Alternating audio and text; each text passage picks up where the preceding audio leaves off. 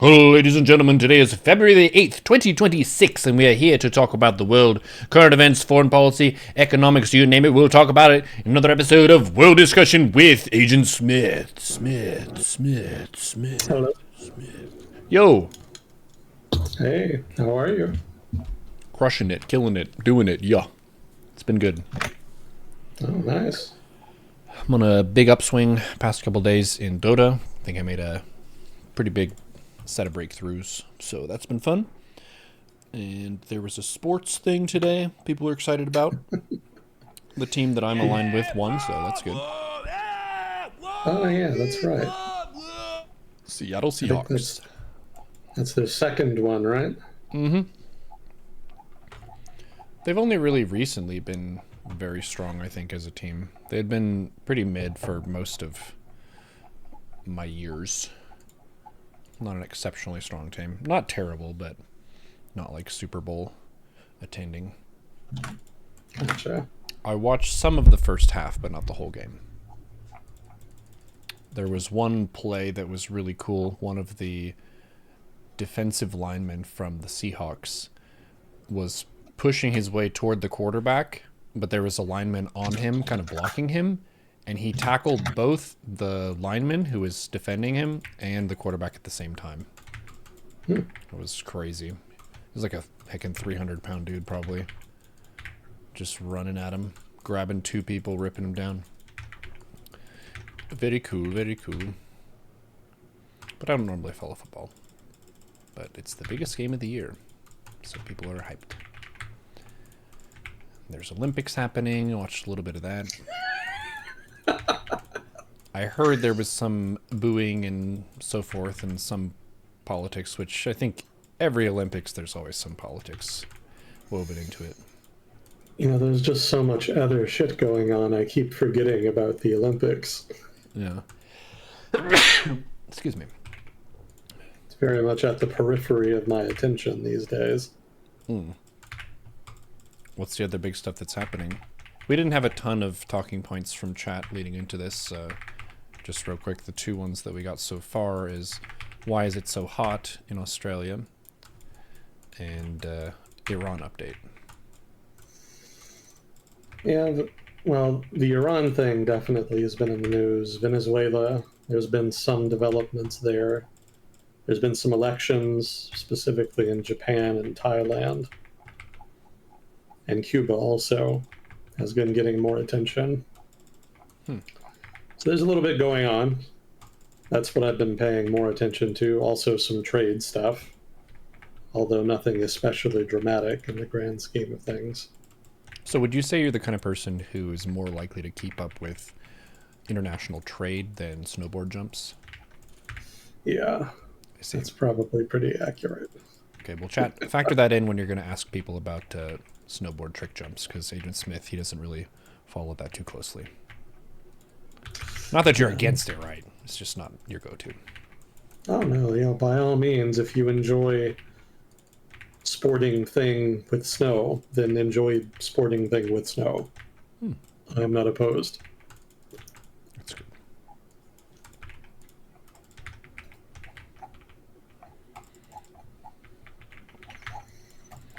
But yeah, I don't have like anything especially big to get to. I've probably been Wikipedia diving more the past week, honestly. About what? Specifically, early 19th century American history. I think I've mentioned before once or twice that that was kind of a side project I'd been doing intermittently for a while. So I've been kind of digging into that. It's an underserved period of American history. People don't really talk about it much. Doesn't get much attention. So I've been finding it interesting. Now that I kind of have a foothold in it and have a basic understanding of what the fuck is going on, it's easier to understand once you have the context. And so I've been able to kind of get into it more. What's the context? This is like early 1800s you're talking? Yeah, basically from the end of the Revolutionary War up until what, let's say the 1840s or so. generally American history is taught such that focus is more on the lead up to the American Civil War. Mm-hmm. You know, the American history class kind of jumps from the Revolutionary War to the lead up to the Civil War and then the Civil War. There's not as much attention paid to the decades in between. I remember learning some, but we didn't really spend a lot of time on it. And we kind of breezed through it. So we didn't really get like the full context such that it was understandable or memorable. Mm-hmm. And there's not really a lot of media that covers that period. And media kind of is, you know, for better or worse, how we remember a lot of American history, Mm-hmm. is certainly in the United States. So, you know, there's lots of movies about the Civil War, the Revolutionary War, not a lot about the stuff in between. Not really. So that's kind of historical terra incognita for a lot of Americans. Mm-hmm. So the context is that it's very much a post-revolutionary space. It's basically the United States figuring out how to be a country and not really succeeding that much. Much, kind of to my surprise. It was very much a learning process, kind of figuring out how everything was going to work and getting it to a level that was kind of functional. There was a lot of jank in the early American Republic, and it took a lot of time to kind of work it out. So it's been kind of fascinating to see basically all of the things and mechanisms in American politics just failing, Mm-hmm. and seeing how leadership tries to fix it. Yeah, there's a whole. I've got a whole shit ton of notes. So if I ever kind of get to a point where I'm confident talking about it in detail, I'll try to clean it all up and maybe we can pick through it. Nice. But I'm very much still learning right now. I will say it's extremely violent. Oh. Yeah. You know, I always kind of knew there was a lot of violence in that period, especially on the frontier. But man, when you start digging into it, it's kind of wild just the intensity of it Mm-hmm. and the consistence of it over time. Yeah, that's one of the fallacies that a lot of people fall into is the false appeal to nature, in that the closer we were to a state of nature, the more peaceful and kind we were to each other, and these weapons of war we've made recently are much more of an issue and the reason why we're upset. When in reality, the death toll per capita historically has been way higher. Your chances of being killed by your neighbor in a reprisal or some warring faction near you were just way higher than they are nowadays.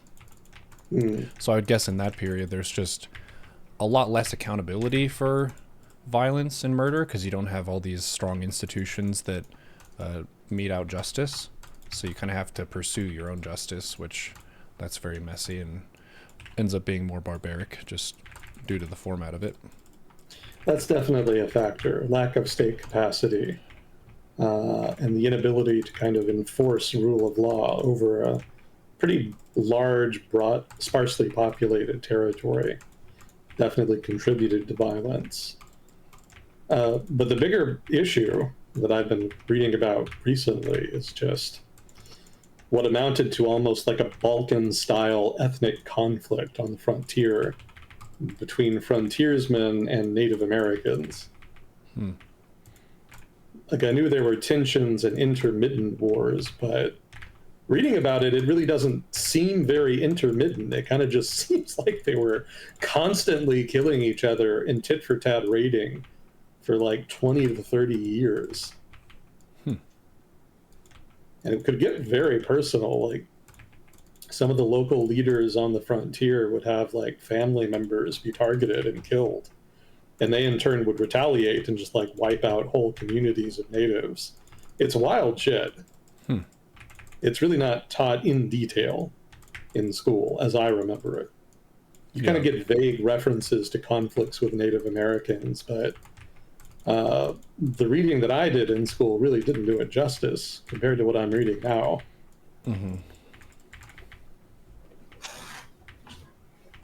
Yeah, American frontiersmen are much less heroic when you actually read about all of the shit they did. It's not entirely unjustified because a lot of it was just like tit for tat. Mm-hmm. You know, you do violence against me, so I'm going to do violence against you. And it would just spiral out to just Mm-hmm. like wild degrees. And like I mentioned, just year after year, it just kind of kept up.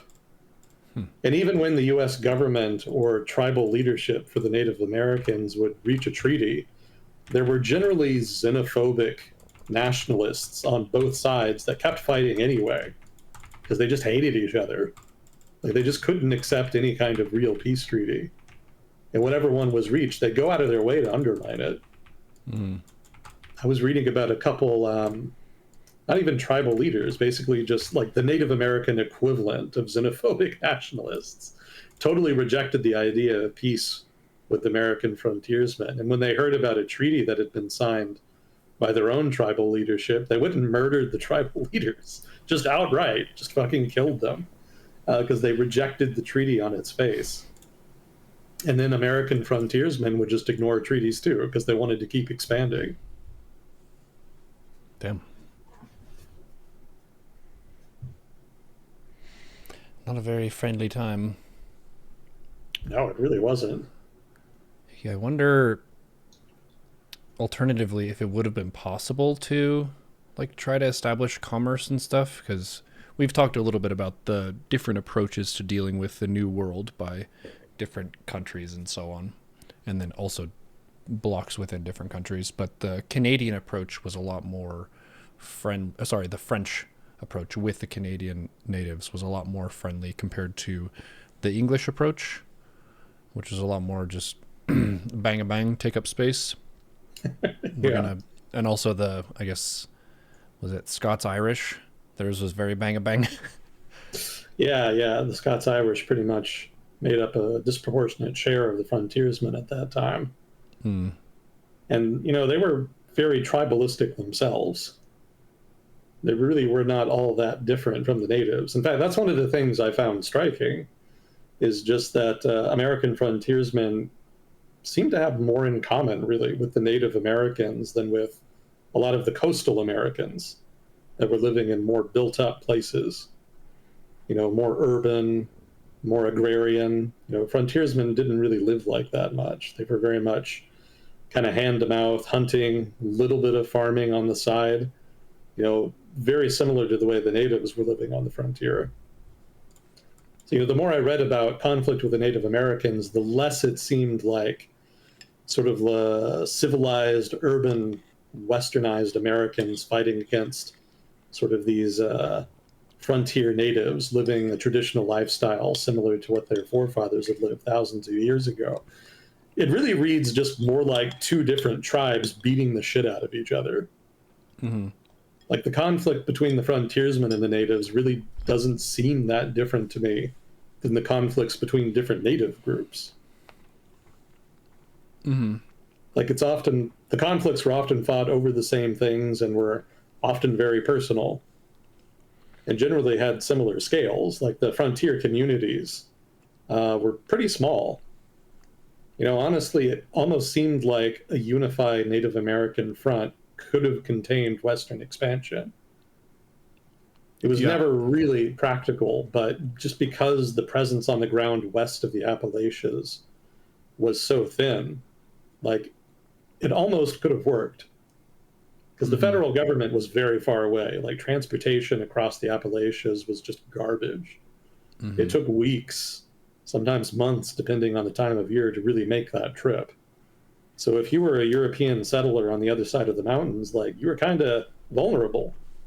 You know, you were pretty much cut off from most of the colonies or the states, depending on the period. And you could very easily be overwhelmed. And there were a number of times when they effectively were. There was a big uprising called Pontiac's War, not even an uprising. And there was a Native American coalition that decided to just go after frontier settlements in the Ohio Valley, which the natives considered theirs. Mm-hmm. And you know, ultimately they lost the war, but they actually did successfully stop Western expansion for like a generation because they had just killed so many people and so many others who had been living there ran back across the Appalachian Mountains as refugees. Didn't know about that.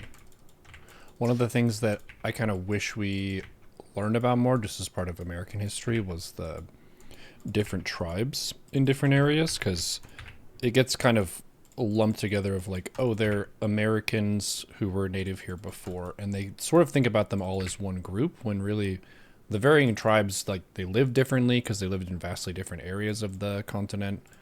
They hunted differently depending on what was available to them. They had different values. They had different lineage to some extent. So it's like a bunch of different smaller nations, you could think of it as, rather than just the Native Americans of the U.S. It wasn't a unified monolith. Yeah, that's But there's like the Lakota tribe, which is around here in the Dakotas. That's a pretty big name. The Sioux is a big name. Blackfoot, a lot of other pretty notable ones, but I can't really say off the top of my head what their history or values or lifestyle was. mhm. And like you were saying, a lot of them had really aggressive rivalries with each other. So it was hard to say, okay, there's expansion from foreigners over here. Let's team up and fight against them. It's like, you don't want to team up with someone who you've hated for generations. You're going to try to turn them against your enemy and kind of short term navigate it that way. Or just kill everyone who you don't like. Yeah, there's quite a bit of that on the frontier. Yeah, I think Americans are more familiar with the Great Plains tribes because they kind of have a more romantic history since they're sort of nomadic horsemen. Mm-hmm. And also, they tended to be relatively well, they were active in terms of conflict with the United States at a time when mass media was growing exponentially, sort of in that post Civil War 1870s, 1880s period, when you saw sort of the second industrial revolution greatly expanding access to things like books, newsletters, newspapers, etc. So people were able to read much more readily and easily about groups like that. Whereas if you go back to sort of the early 1800s, late 1700s, information didn't spread as fast. And so the popular memory has not really solidified around some of those groups as much. With a couple exceptions, you've probably heard of the Iroquois Confederacy. That was probably the most powerful native group slash empire east of the Mississippi for a long time. And it was probably the main opposition the US faced. Although it gets kind of fuzzy when you get into the details because it was a confederacy, so it wasn't entirely united. Sometimes some of the different member tribes would disagree with each other about a course of action. There's actually a big civil war within the Confederacy during the American Revolution that was fought basically about whether to align with the revolutionaries or with the British. Most of the tribes aligned with the British, but there were a couple, I think one in particular, that mostly sided with the Americans. Did not end well for them. I don't know if you've ever heard of, what was it, Sullivan's Campaign, I think is what it was called. But basically, because British aligned tribes in the Iroquois Confederacy started raiding the frontier, which was forcing the Continental Army to divert resources to deal with it, the Continental Army broke off a big raiding party, basically to just wipe them out. And it was actually pretty successful.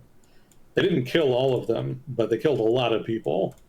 And more importantly, they actually destroyed much of their agriculture, destroyed a lot of their towns, a lot of their fruit orchards, a lot of their food that had been stored, for the winter.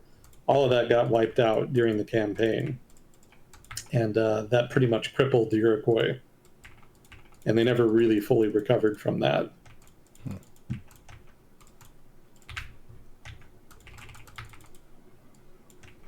Even after that, though, some of their remnants kind of were still kicking around for a while.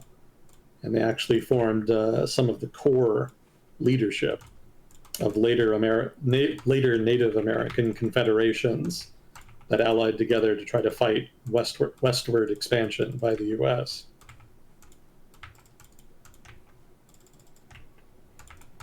Yeah, there was effectively continuous warfare from roughly the end of the revolution up until the late 18 teens along much of the American Midwest, as well as the Southeast.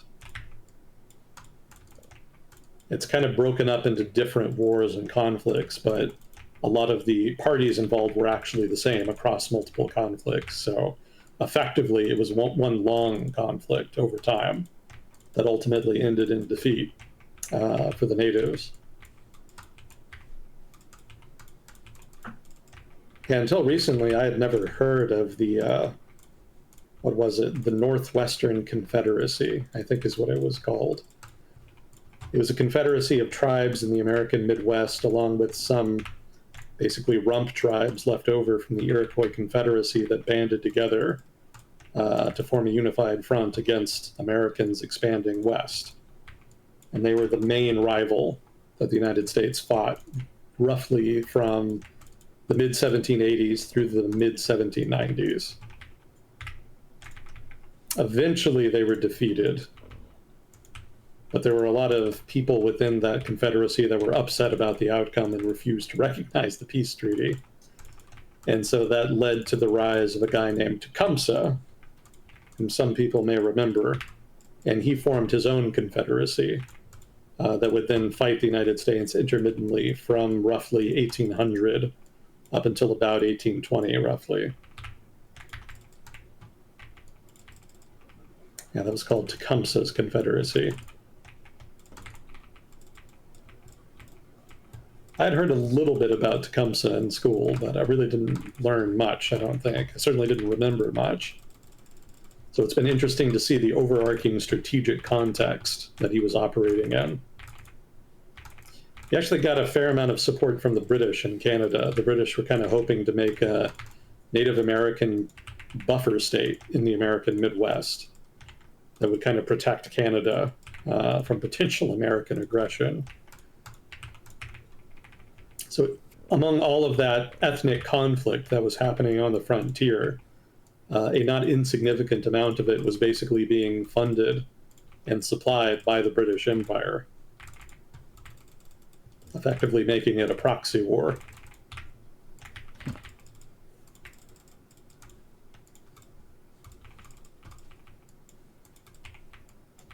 It just goes on like that. There's just endless details that I've been reading about.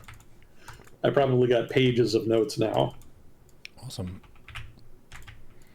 Yeah, I'm down to do a longer focus on that for an episode if you want, if you have a slower week and you're kind of more through it and feel like you have a big picture. I'm getting there. Yeah, the strategic sort of layout of that period of the United States, in particular the strategic geography of the national security situation in that period, I have found very interesting, because I don't think I've ever heard anybody really talk about that. You know, I've heard people talk about the Revolutionary War, the War of 1812, but not much in between. So understanding that has been very enlightening. So I think that could be fun to talk about. Nice.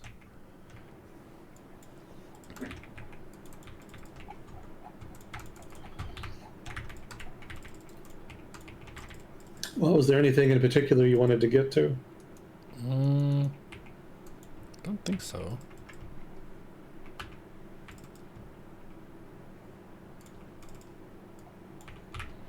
Nothing jumping out at you? I think somebody was asking for an Iran update.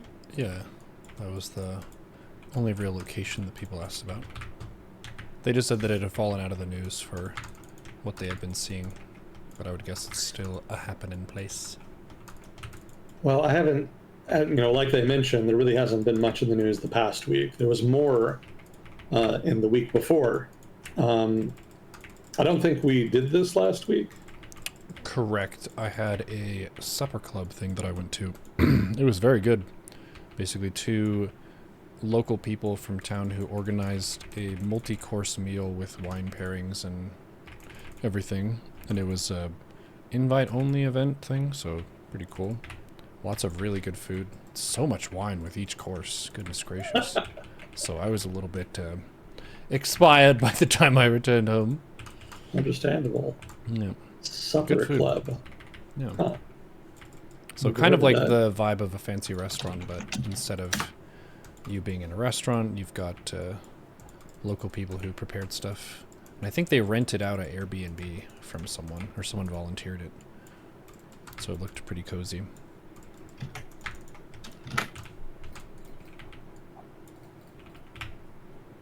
Well, as far as Iran, the news from 2 weeks ago was that the Trump administration had started thinking about airstrikes again. Hmm. They'd kind of been threatening them during the mass protests, but then they backed off.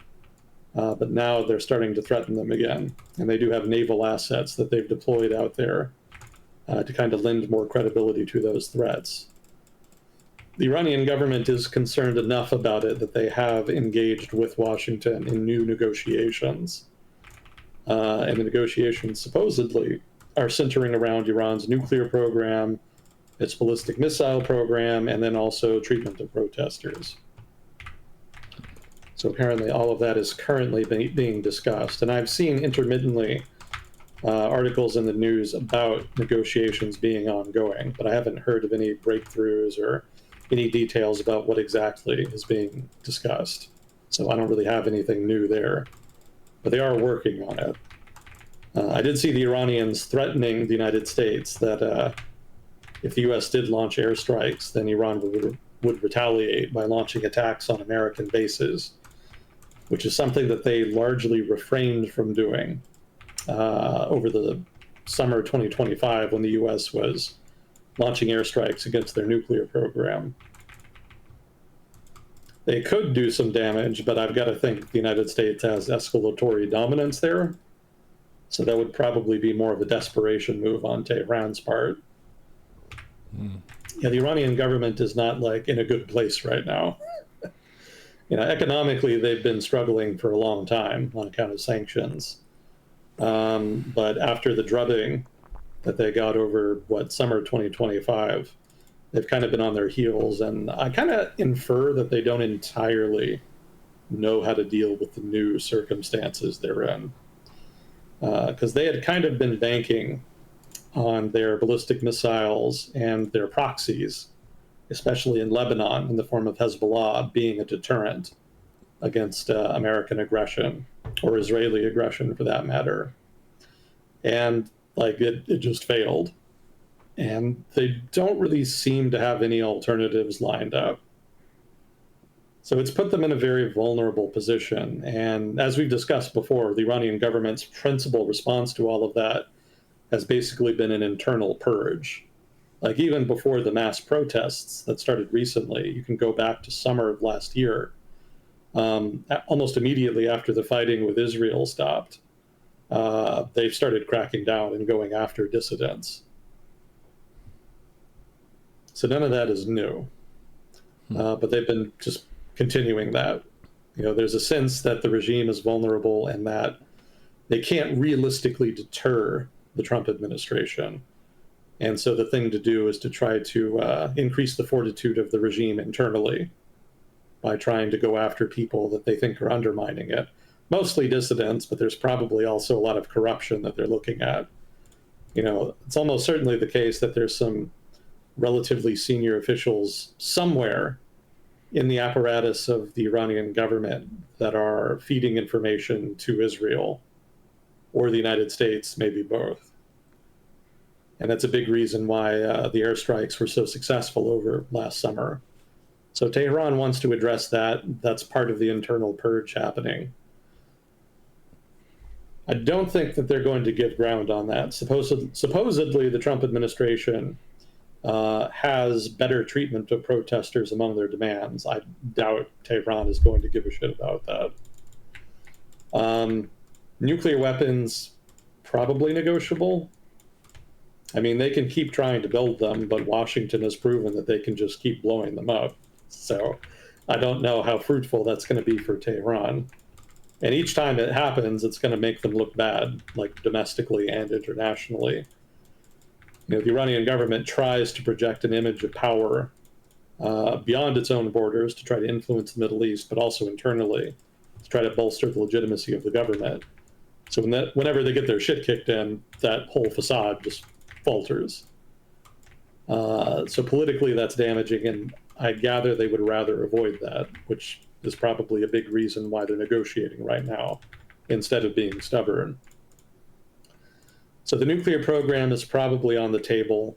There could be progress there, although it's entirely possible they could just secretly continue developing it later. But that would require a certain amount of operational security on their part, and very clearly they're bad at that. So I don't know if that's a realistic avenue either.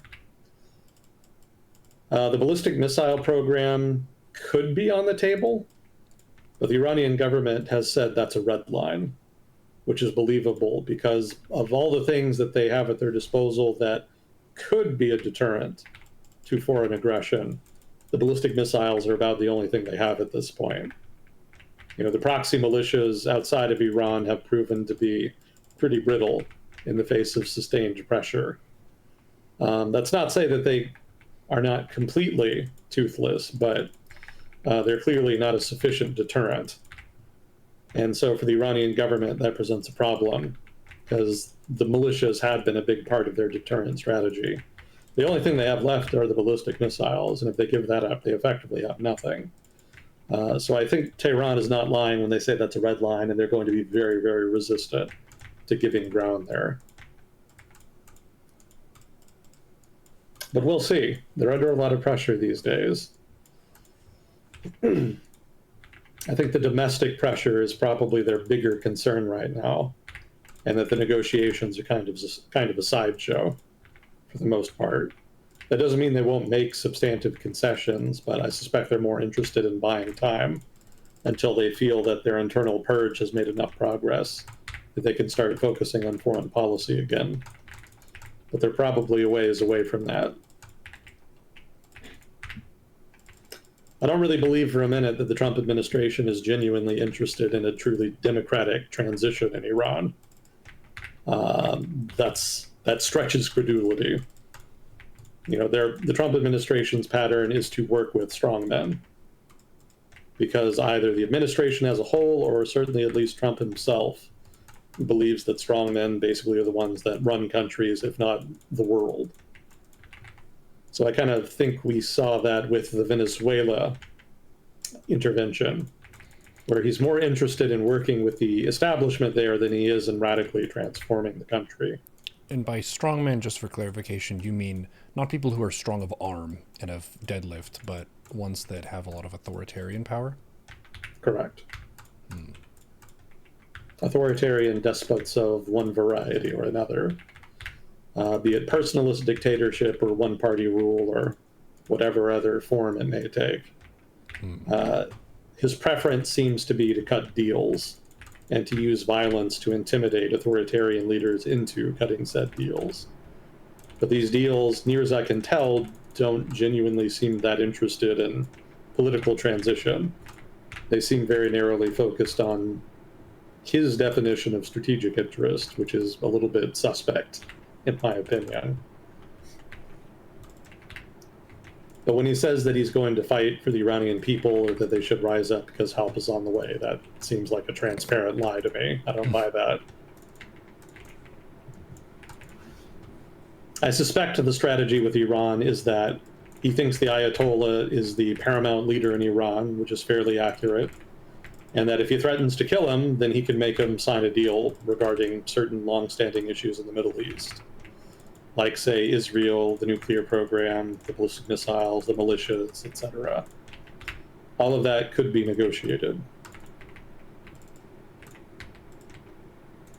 I don't think it's going to work. I think best case scenario, there's going to be some short-term concessions to some degree. But I think the Iranians have more leverage than either the Trump administration or the Iranian government, for that matter, necessarily realizes.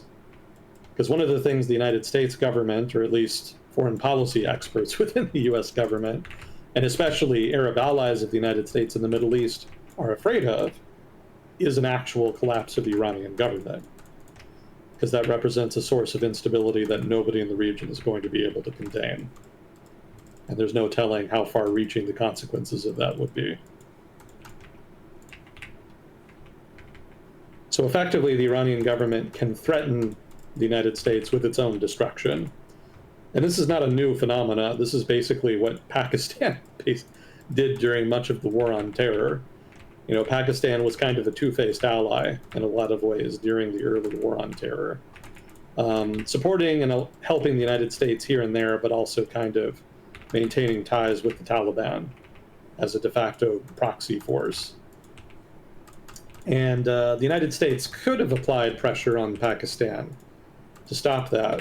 But the trouble was, besides the fact that the United States was heavily dependent on Pakistan for access to Afghanistan, there was also the fact that too much pressure on Pakistan could result in a state collapse.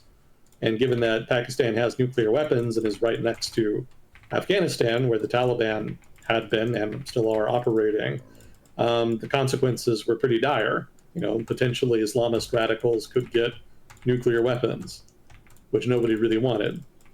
So Pakistan ended up getting dealt with kid gloves, relatively speaking.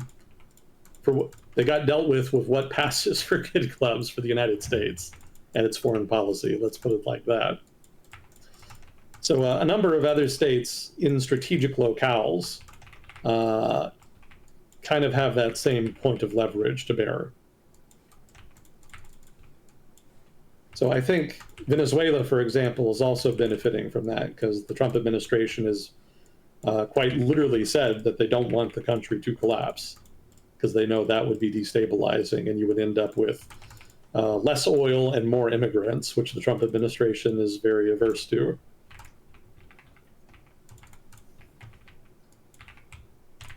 So the Trump administration will try to apply enough pressure to get a deal, but not so much that the regime would collapse.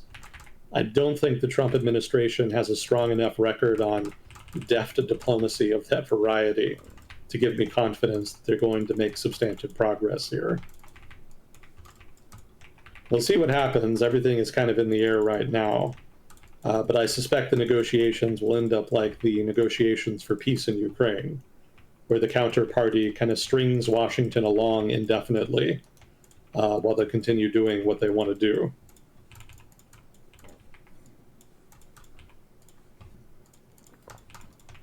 See.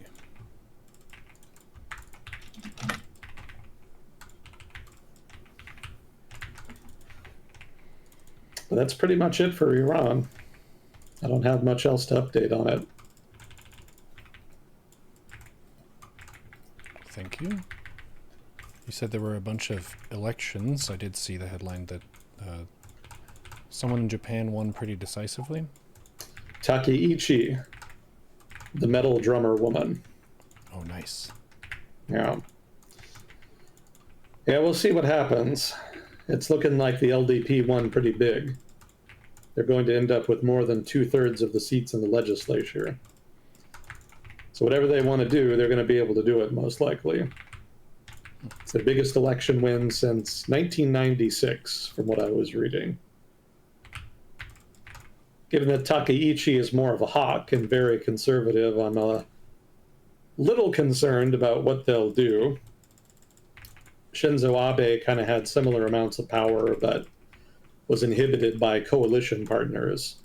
It's not clear if coalition partners will be able to put up enough resistance this time to kind of stop some of the greater excesses of the conservative element in the LDP.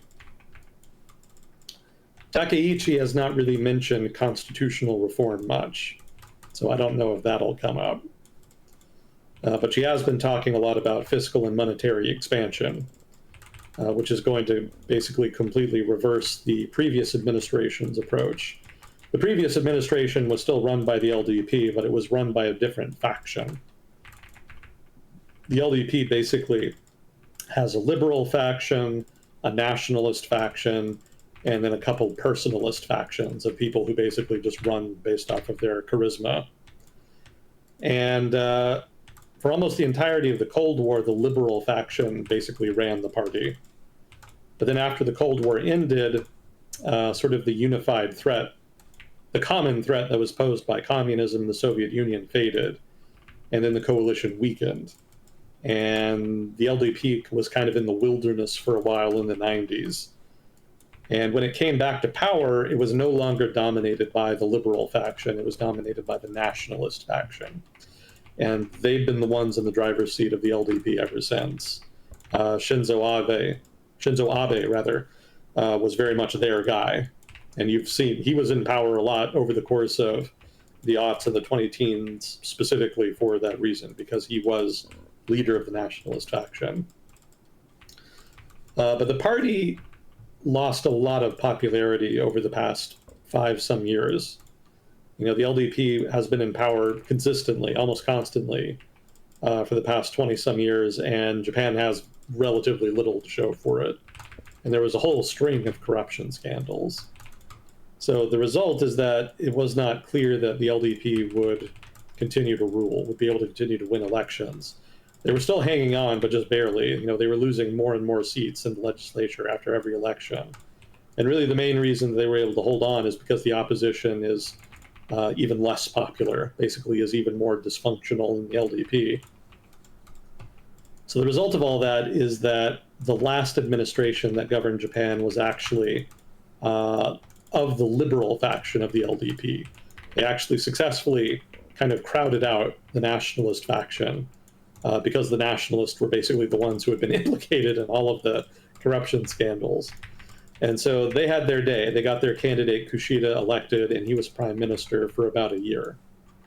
And his approach to the economy was much more austere. You know, he wanted fiscal contraction and monetary contraction. In other words, higher interest rates.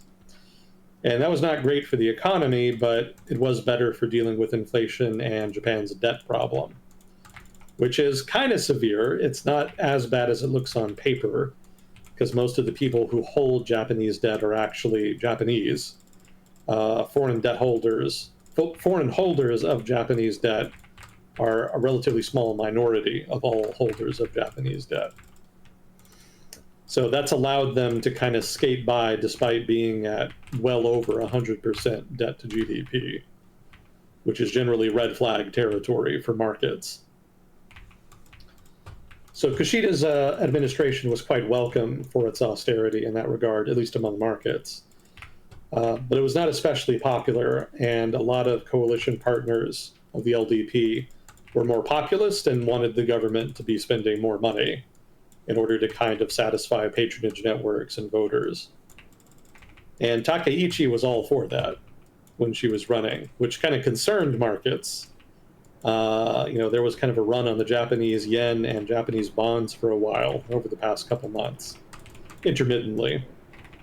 But eventually, after Takaichi actually won last year, you know, we've had 2 elections in close proximity in Japan in a very short time frame here. She had already become prime minister after the election last year in the fall. And markets were very concerned, and she actually walked back a lot of what she had talked about as far as fiscal expansion and monetary expansion. Part of that is just because of backlash from markets, but part of it also was because the LDP did not control a lot of seats in the legislature, and there was a lot of pushback from coalition partners that were necessary to get a majority against Takaichi's turn away from Kushida-style austerity. So everybody was kind of happy with that, but Takaichi kind of got a big headwind in terms of popularity on account of her feuding with China. We talked about this, I think, a couple weeks ago. She kind of had a mistake. She made a slip of the tongue during an interview where she talked about Taiwan and how Japan would aid Taiwan in the event of a conflict with mainland China. And that resulted in a tit-for-tat series of sort of superficial performative escalations between Japan and China. And she kind of stuck to her guns. You know, she did walk back some of the comments on Taiwan, but she has been trying to kind of milk this confrontation with China. And the result is that she gained a lot of popularity with nationalists in Japan, especially on the far right. And that's a big deal because the LDP had actually been losing support with the far right because of the emergence of a new far right party, which was kind of stealing the LDP's thunder. So she was able to kind of rally some of those lost votes. And also, there's a number of Japanese, I should say, a number of younger Japanese who actually like her because she actually talks like a human. it's kind of a silly reason to support a politician, to my mind, but a lot of Japanese voters, especially the youth, are disenchanted with Japanese politicians because they are kind of stodgy older guys who talk in stilted political language. I think Americans would be familiar with the style if they kind of understood it. It's sort of the Bill Clinton, sort of George W. Bush, old school. What's the word I want? You've called it folksy. Folksy, I would say focus group politics, where you try to design and customize your message according to what you think is going to be popular with the optimal, broadest range of voters. Strategically, it can be successful, but it kind of turns people off. It sounds very bland and fake. Mm-hmm.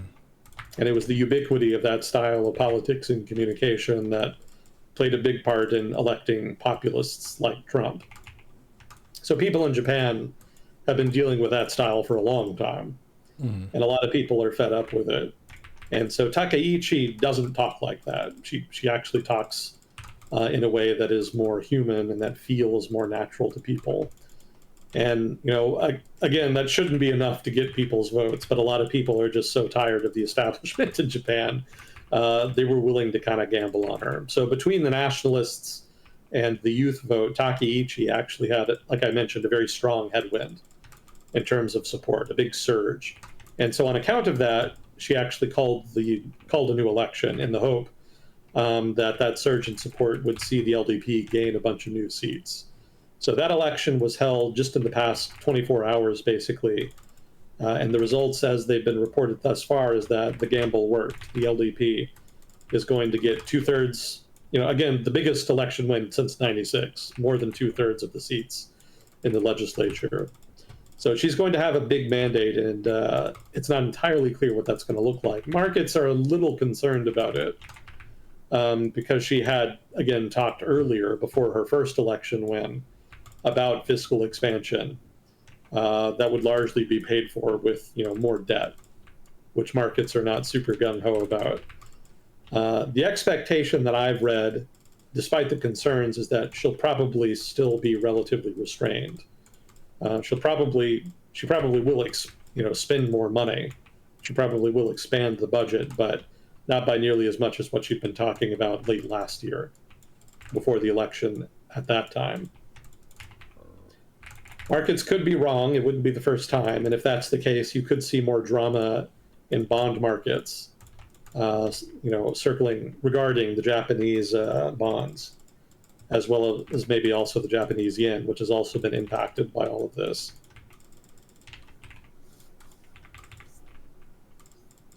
But for now, the ship is holding steady. So the question is, what does Takaichi do with her mandate? And nobody's really quite sure yet.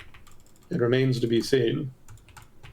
Presumably, at least moderate fiscal expansion is in the cards, but then possibly a return to attempts to reform the Constitution, which has been a big objective for the nationalist right in Japan for decades. It would not surprise me in the least if it ended up popping out of nowhere at some time in the next year. But I think for now, the economy will be the focus, because the economy in Japan has not been doing especially well. People are especially exasperated with inflation, which the government is almost certainly not going to be able to deal with.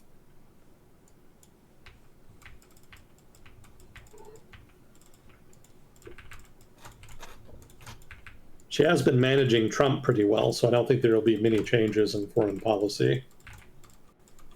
They seem to have a decent rapport. The Japanese government in general has been among the best, if not the best, in the world at Trump whispering, so to speak. They've been quite effective at that, and so it seems that Takaichi is going to continue that trend, at least from what I've seen of her thus far.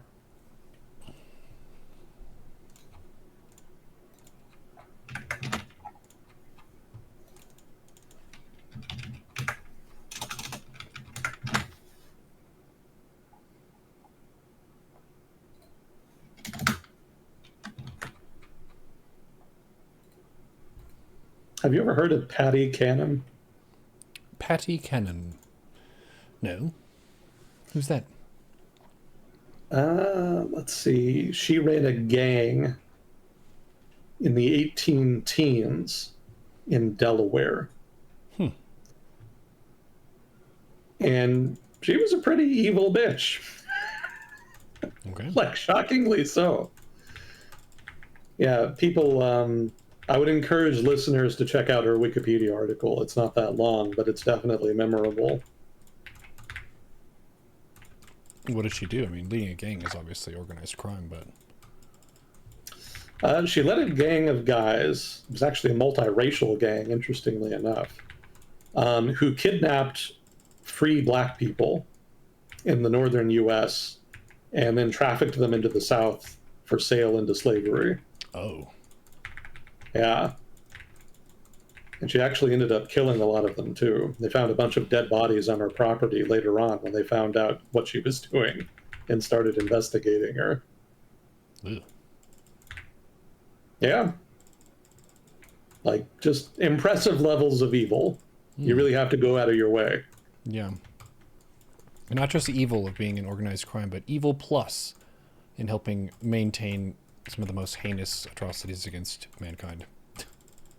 Yeah. Yeah. Apparently, they enjoyed targeting children. Oh, it gets worse. Yeah.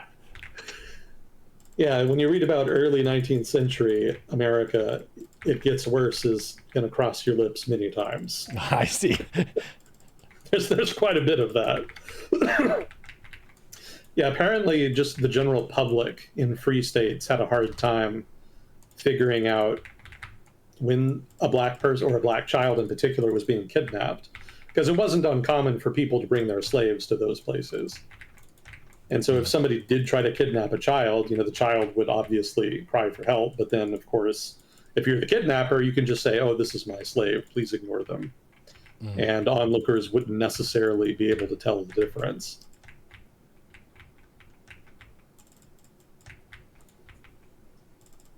Slavery was pretty fucked. Yep. There are a lot of Side note, famous outlaws and stuff in the frontier states as well. Sometimes they have simpler stories, like they were just really good at shooting fast, and maybe they were a bounty hunter or something. yeah, a little less malicious in the grand scheme of things. Yeah. Although they did have their moments. Yeah, Missouri during the Civil War had a lot of that. Basically, an internal civil war within Missouri inside the overarching Civil War. Immense amounts of communal violence during that period.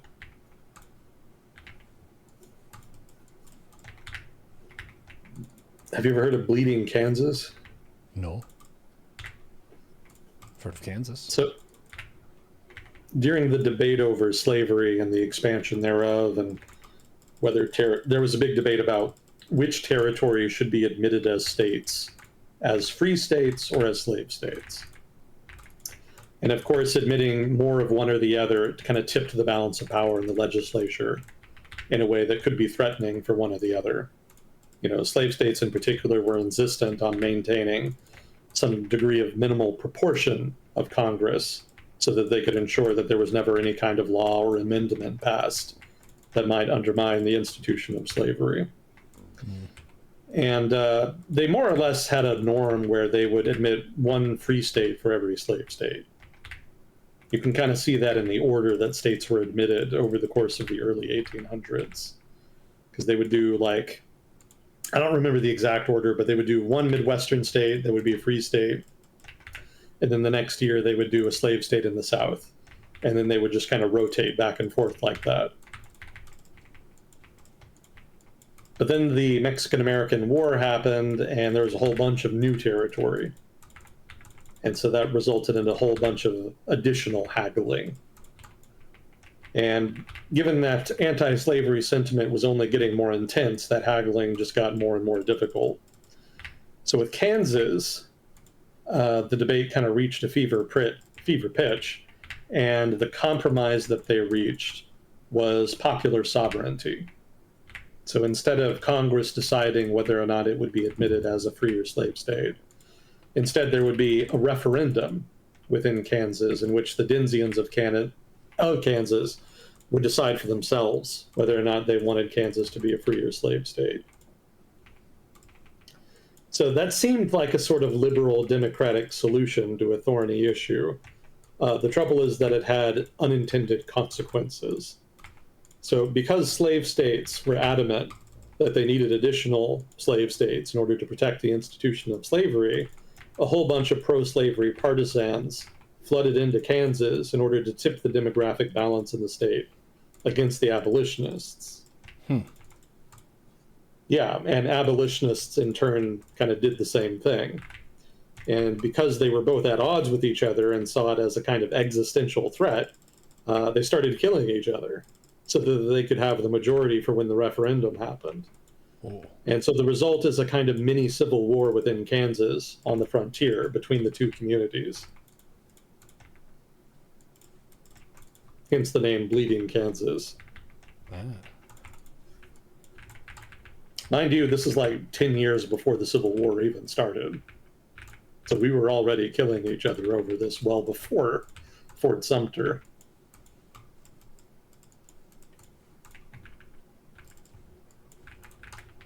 Yeah, you might remember John Brown. He was the guy responsible for Harper's Ferry. And he was actually active in Kansas when that was happening. And when I mean active, I mean he was killing people. Oh. Like, quite brazenly had that. Yeah, there was a raid, mostly by Missourians. It seems most of the pro-slavery crowd in Kansas were people who came across the border from Missouri. So there were a bunch of pro-slavery Missouri partisans who had been raiding abolitionist communities. And after one such raid, John Brown kind of got tired of the lack of response on the part of the abolitionists, whom he thought were just too feckless in order to really wage the conflict properly. And so he took a bunch of his sons with him to the house of one of the guys that was known to be a leader amongst the pro-slavery militia. And basically went to his house, forced him out of the house at gunpoint, took him out, and then murdered him with a broadsword. Whoa. That's Which I thought was, yeah. Yeah. My immediate thought was, where the fuck do you even get a broadsword? Like most warfare at that time was by musket or rifle, as the case may be. So if you were going to stab somebody to death, I would expect either knife or bayonet. But somehow he got a fucking broadsword and he just stabbed this guy to death with it. Wow. Yeah, he repeated that at a couple other houses where other leaders were at, as I recall. So that wasn't even the only murder he perpetrated in that period, or that night. That was a set of retaliatory killings that sparked a tit-for-tat that escalated significantly the violence in Kansas.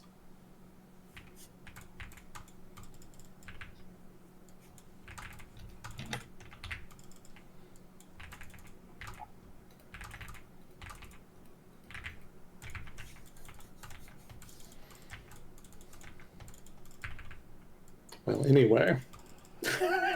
Oh, I guess it's kind of time for a usual revisiting the common ones. We had like 8 people ask about the Epstein files this week. I don't know if anything new happened or if it's the same. But that's kind of like the more modern, what's your thought on cryptocurrency sort of thing. Yeah. I don't really have anything new to say about it. I don't think there's going to be any consequences for it, at least nothing of substance. There's a couple of people in Europe that have kind of been ostracized for it, but I don't think it's any like especially elite people. You know, no prime ministers or what have you, or anything that dramatic. I don't really think there's as much of a conspiracy in the Epstein files as certainly Reddit seems to think. The broader public seems to be convinced that there's some kind of deep trafficking ring that Epstein represented, but I haven't really read anything to that effect. Everything I read about him and his proclivities, so to speak, was just that he had what was her name? Maxine Glaxwell. I forget her name. Something like that, yeah. Yeah, basically his personal assistant, the point woman for his activities, would just go out into public and find teenage girls and ask them if they wanted to participate, basically get paid, either for sex or massages. They were not always upfront about the nature of the work, but I never got the impression that it was especially underhanded. Certainly not the case that that they were just going out and like buying girls off of markets or dealing with Albanian organized crime or some shit. Yeah, but Like it's it, inherently underhanded when you're dealing with minors who don't have the adult responsibilities and agency and all that. yeah, statutory rape. Yeah. That I get, but that's not how I've seen people frame it. Hmm. I've seen people online frame it as prepubescent children being bought and sold on markets, Yeah. which I don't think is an accurate characterization. Well, it seems like one of those just like how far does the rabbit hole go sort of things where there's very clearly a super evil operation going on there. So people are kind of posing the question of like, well, how far did that go? I How don't know that widespread it's was it? super Well, evil. I mean, it's exactly the same kind of prostitution you can see anywhere in the United States. Like from what I've read of what Maxwell was doing, she was approaching the issue the same way that virtually any street pimp in the United States would. Like most street prostitutes are not recruited by way of necessarily coercion. A lot of them are volunteers because they're in relationships with their pimp. That's not to say that there's not, some coercion. A lot of them are, have their boyfriends lean on them to do the work. Frequently, there's emotional manipulation or pressure of varying degrees. But you don't have to like buy them or kidnap them to get them to do that. Like just old-fashioned emotional abuse is generally enough to do it. And that's pretty much my impression of how Maxwell got most of her people. How most of the girls that she recruited were recruited in that fashion. oh, while we're on the general ballpark of like crazy dumb shit, you sent me a video a couple weeks back that was a South African group that was anti-foreigner, Yeah. and it was funny hearing a different country's take on the same notes that get hit in your country, but the people who are native and the people who are foreign are different because they're different countries we're talking about. The United States versus South Africa. I saw a video compilation of Steve-O, who apparently was someone who's very anti-immigration. And he was saying on this podcast that the immigrants are murderers and they're the ones who are distributing fentanyl. And I was like, oh my gosh, that's the same exact thing they said in the South Africa video. They were saying that the foreigners are the murderers and the ones selling drugs to the kids. And that's what the foreigners are doing. Ask any foreigner. And they're using these global terms. That's how you can tell people are being very emotional about what they're saying. They'll say all of the foreigners are doing this. And it's like, all of the foreigners? Really? That's a huge demographic. And the podcast host was calling them out and stuff. But it was so funny that suspicion, xenophobic suspicion, is something that is very universally human. You might feel strongly about that in your country, but there's another person maybe in the opposite country that feels the exact same way about when your people are there. And it's not based on fact. This is a societal problem, say drug use, and I need to create a scapegoat for this problem, so I'll use another demographic I don't like, and then I get to feel happy about my hatred. Instead of feel like sad that the abuse of drugs is a problem in your country and trying to work on an incremental solution to it, you're just like, it must have been the foreigners. Yep. Murder bad. Foreigners bad, therefore foreigners murder. Yeah. It's a very common style of populism that you can find virtually everywhere. It's become much more common in Japan over the past 5 to 10 years. They're not immune either. I've had friends visit Japan pretty recently. It's a good time to do so. And I think they're rather friendly to tourists and definitely very polite. They have a very polite culture. Doesn't mean they want you to stay there and live there, though. That's the difference. Yeah, a lot of the increase in tourism is because of Shinzo Abe. One of the things he did to try to rejuvenate the economy is to really lean into a strategy boosting tourism. Mm-hmm. And I don't know that the broader Japanese public was entirely on board with that. I think people kind of went along with it at first because it just seemed like a revenue source. But the consequences of mass tourism can be quite disruptive, to put it Mm-hmm. mildly. And I suspect that plays a big part in why you've seen a rise in far right nationalism more recently in Japan, Mm-hmm. which ironically benefits politicians like Shinzo Abe. They're quite capable of playing both sides in that way. Do something that causes more immigration to boost the economy, and then win votes by claiming to fight the immigration. Yep. Yeah, we'll probably see more of that soon in the UK. We haven't talked about the UK in a while, but Nigel Farage and the Reform Party are doing very well in polls, and it's entirely possible they could form the next government in the UK.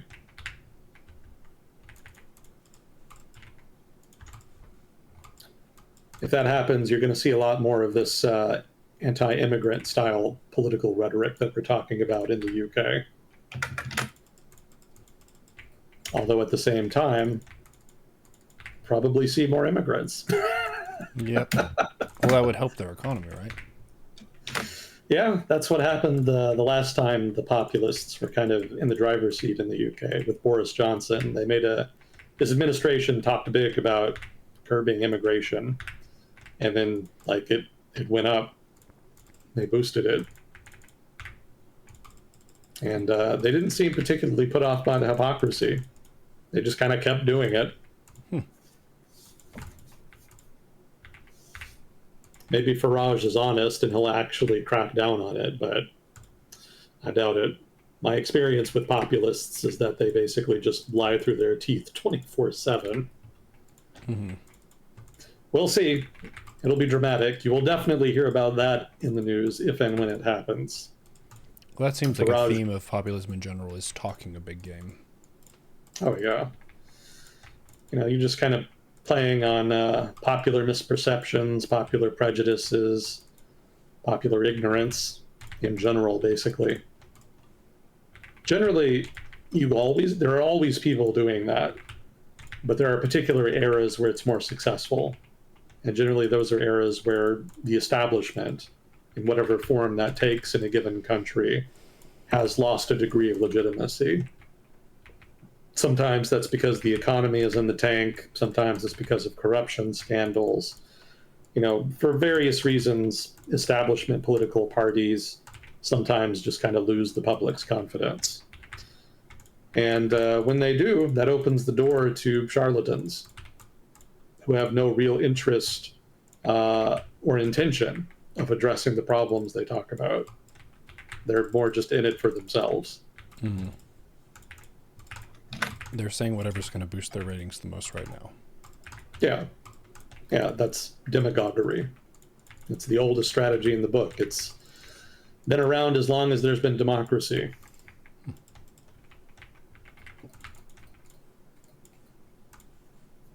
Yeah, we got a nice reprieve after World War II.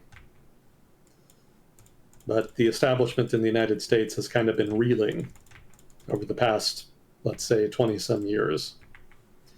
And in that time frame, there doesn't really seem to be an establishment opposition that you can vote for that will address the broader part of the general public's concerns about things like immigration or deindustrialization or what have you. Some people are concerned about general cultural malaise or demographic decline. Those are more the guys on the right. So if you're in that group, like, who do you vote for in the establishment? Like, you voted for them all your life for decades on end, and you have nothing to show for it. Mm-hmm. So who is there to turn to but the outsiders? And so that's where they go. And that's what we have. Basically, people who were beyond the pale 20 or even just 10 years ago now are frequently in positions of power, not only in the United States, but in a whole litany of different countries. It's a devil's bargain that isn't going to work.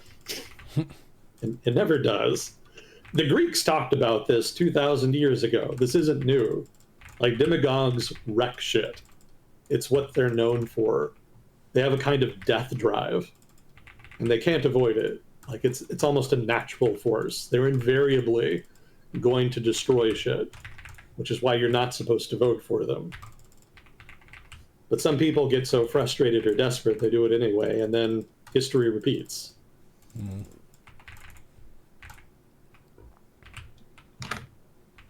I can understand popular frustration with the establishment, but like throwing the baby out with the bathwater by trying to just completely wreck established institutions is not going to fix anything. It's just going to make them exponentially worse. And it's not like we don't have reformers people could vote for. The people just don't like the reformers on offer. They're not charismatic enough, or people don't think they're credible, or whatever bullshit reasoning it is. Like, people just don't get excited for them. People only get excited for like the dumbest and flashiest of populists. That's what gets the vote out. A lot of the voters that vote them in are first-time voters, people who are not traditionally interested in politics.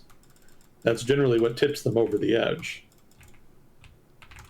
That's effectively what got Trump the nomination back in 2016.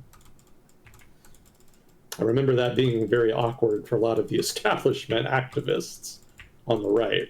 They didn't entirely know what to make of a lot of the first-time voters that were flooding into the party.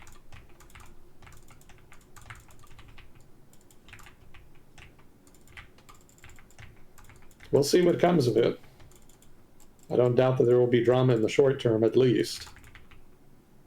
The real question is what comes out the other end of all this.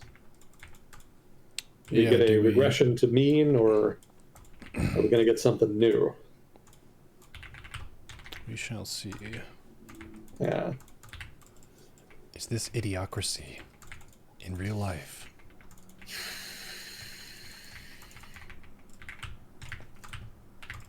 I guess the answer to that question depends on how jaded you are. After everything that's happened over the past 20 years, I really can't begrudge anybody saying yes. Mm-hmm. But in fairness, it's not as bad as all that. Like, keep in mind, fundamentally, democratic institutions are still functioning. We have not yet become an authoritarian country. And a liberal democracy, perhaps. It's probably a much stronger argument there. But we haven't gone full personalist banana republic dictatorship yet. Civil society is still strong in the United States. Civic engagement is relatively strong, more so with some groups than others. But it's strong enough to contain some of the worst of the damage. So there's every possibility that we could actually regress to mean here. Once all the fireworks are over anyway. And the United States has a history of dramatic changes in relatively short periods of time. So there's certainly precedent for that. In the end, this is basically just what transition looks like. We don't know what we're transitioning into, but we're very obviously transitioning away from the status quo that sort of defined the neoliberal period in the late Cold War up through, let's say, 2010 or so, 2010 to 2015. So there was a lot of contradictions in that period, a lot of discontentment that built up in that period that was unaddressed. And so we're in the process of trying to kind of redress a lot of that and come to terms with political realignment, which has resulted from it.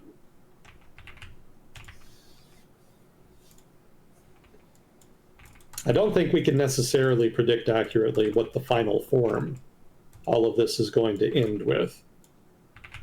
So I don't think it's really accurate to kind of look at Trumpian populism and say that's the future. You know, they've won or they can be beaten. I think that's too binary. Mm. I suspect the future is going to take a lot of populist elements and sort of fuse them with a lot of aspects of the status quo ante. And that'll be sort of the new center of American politics. But we just haven't gotten through like the most contentious period of that transition yet. And as a result, everything feels very uncertain.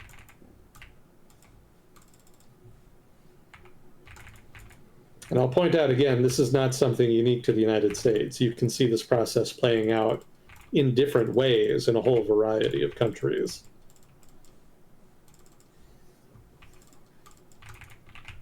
You could argue other countries are handling it more gracefully. But I don't think you can say that other countries are not experiencing similar phenomena. So the United States is hardly alone in all this. Oh, I would point out, too, just to kind of underline that earlier point about regressing to mean being entirely possible. Even though national level politics has gotten very, very populist, state level politics has not been as affected. It's definitely there, but it's not nearly as pronounced. And political leadership at the state level is generally more establishment in orientation, or maybe I should say just more traditional in terms of its orientation rather than populist, which suggests to me that populism is not really setting down roots in the United States and its politics. Without setting down institutional roots, it's going to be hard to kind of keep up the momentum. So probably what will happen is what's happened to previous eras where there were strong political movements in the United States, where the movement ends up getting picked apart by establishment parties adopting popular parts of their campaign platforms and eventually incorporating it into establishment politics. This has happened many times in US history, and it's actually the main mechanism by which political change is operationalized in the United States at both the state and national level. So the fact that the states have kind of been relatively more immune to the more fiery iterations of populism as we've seen it over the past 10 years suggests to me that it's going to be more representative of what we see in the future than what we're seeing at the national level right now. Well, to me, that rings like it's pointing to the notion that state level problems and local problems are more practical and they're more, I guess, utility based of just how is it living here and what are our issues that we can work on fixing together. The national politics, it seems like they throw out a lot of those almost like philosophical debates, like the abortion issue or gun rights, stuff like that, that on a local level, most communities have a similar vision on. My dad's a conservative, and one of the things that he says when it comes to the politicized media is just talk to your neighbor and your local community about stuff, because almost everyone in a face-to-face conversation locally is going to have more in common with each other. They're going to have more empathy, and they're going to have more shared problems. Like, the water here is bad, we need to clean it up. Or our roads suck, we need to fix that. Or our education needs to improve, let's talk about investing in that. Or we have too much bloat in our spending here, let's talk about fixing that. There are so many efficiency things that you can work on at the state and local level. The national level, people talk about like the big picture ideas of where our nation is going, which is a lot more vague. And we also tend to be, I don't know, more vicious about the discussion because it like really super matters to certain people. Yeah. American political rhetoric has never been great, but it's especially been in the gutter over the past 10 years. Mm-hmm. Yeah, and let's not forget the prime enemy of both left wing and right wing people, moderates. How can you be in the middle? You can't. Been getting a lot of heat for some reason. Get blamed for the success of populism, for not doing enough, pretty much anything and everything. If you're not with us, you're against us. Yeah. And there's a popular misperception that centrists in the United States are just ignorant and not informed enough about politics to pick a side. Mm-hmm. Yeah, I've seen some evidence to that effect, but it's a gross oversimplification. I had a debate. Sorry, I was saying I had a debate with one of my former partners about the existence of true neutral. Can you be truly neutral? It's a listed D&D alignment. There's an alignment chart that has lawful and chaotic. It has good and evil. And right smack dab in the middle is true neutral. And she was arguing that true neutral does not exist because if there's evil and you don't do anything, that makes you evil. And I saw it more as like an average where a person can be neutral in the sense that they take care of themselves, but they don't really invest in other people's issues. They're not making other people's lives worse and they're not making them better. They're just kind of taking a non-interventionist approach, or it's like a balance like between good actions and bad actions, and it puts them kind of in the center. That was my take on it anyway. But it sounds similar to this, where if someone's like hard left leaning and someone votes for the libertarian candidate or the Green Party candidate and the red team wins, they're very mad at that person for doing that. Like, how could you vote for the Green Party when we need votes for the Democratic Party to beat the Republican Party? Which isn't really healthy discourse. You should be talking about the issues of why you voted for that person, and maybe if there's some common ground that can be found there. And also just respecting people's differences. People have different opinions than you. They have different priorities than you. They have different knowledge and background than you. So you can't expect them to lockstep live the same way you do. Mm-hmm. Yeah, I think those are all valid representations of moderate politics. I would throw in another perspective, which is that moderate politics is not necessarily the absence of radical politics so much as a realistic assessment of what's possible and a recognition of the need for consensus and forbearance. There is implicit in partisan political rhetoric in the United States, if not just in general everywhere, that is really about domination. It's a kind of emphasis on defeating evil as they define it, but then also by extension dominating the evil party. And you can't have a democracy in which that defines the politics. Just inherently, if you have half of a country constantly trying to dominate the other and vice versa, it's going to fall apart. It doesn't work. So in order for a republic, a country with representative pluralistic politics to function and even just survive in the long term, you have to have recognition that there are going to be people who disagree with you fundamentally on some big important issues, and that no matter what you do, up to and including the unlikely scenario in which you actually do dominate them, they're not going away. They're not going to change because it suits you. They're going to be there regardless, and you have to come to terms with that. Otherwise, we're going to end up in a Hobbesian state, and nobody's going to have any freedom. It's just going to be violence. I saw that a lot reading about early 19th century America. There was a deep desire on the parts of elites, even the most partisan ones, to try to embody Republican virtues, small r Republican, basically. The political debate in the late 1700s, early 1800s wasn't really, and I'm talking in Western civilization, was not really left versus right as we think of it now. It was really more monarchy versus liberalism.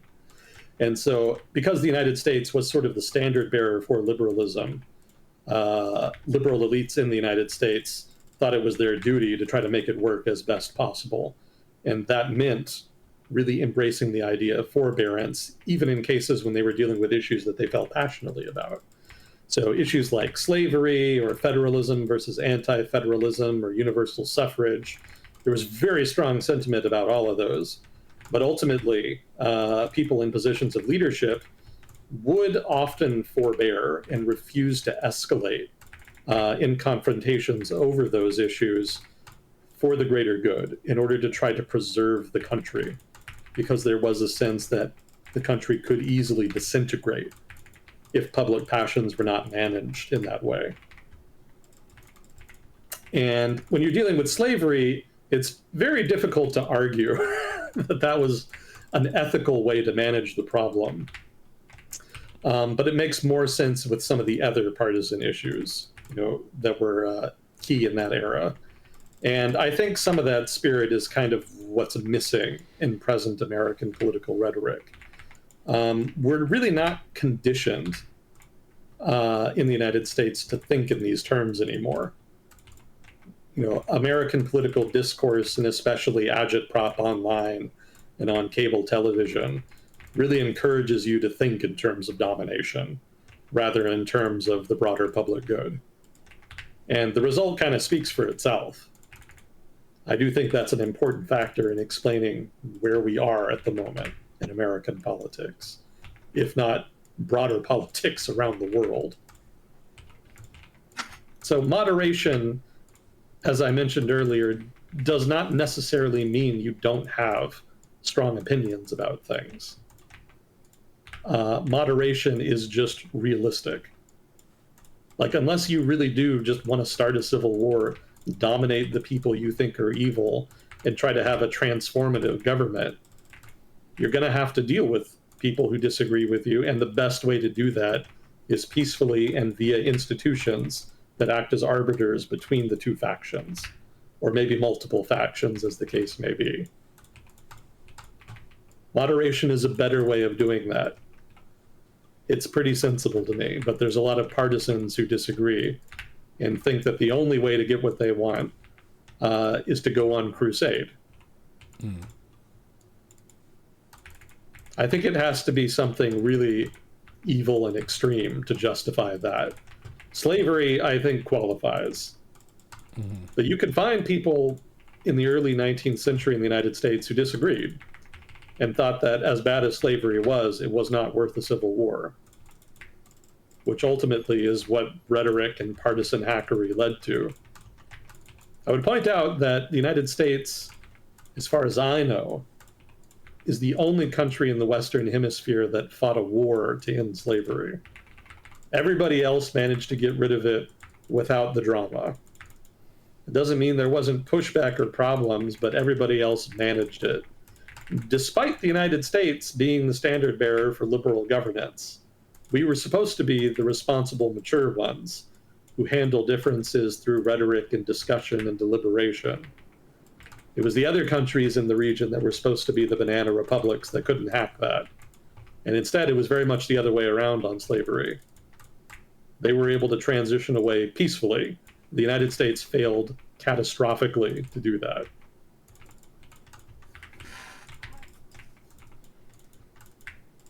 So again, if it's as bad as slavery, maybe that's justified. But even in the case of slavery, we probably could have done it better. And I don't think there's anything nearly as bad as slavery in the United States now to justify anywhere near this level of partisan rancor. But what if the hatred makes them feel really good? I think it does. It does. It does. One could characterize modern American politics as therapy for mentally ill people. There's a lot of people that rely on politics for their well-being, and it's deeply unhealthy for all parties involved.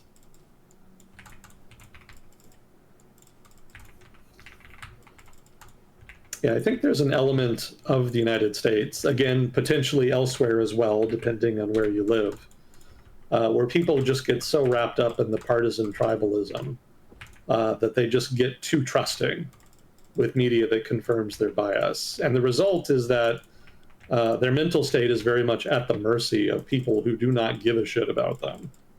Mm-hmm. People running partisan media outlets want you to be upset.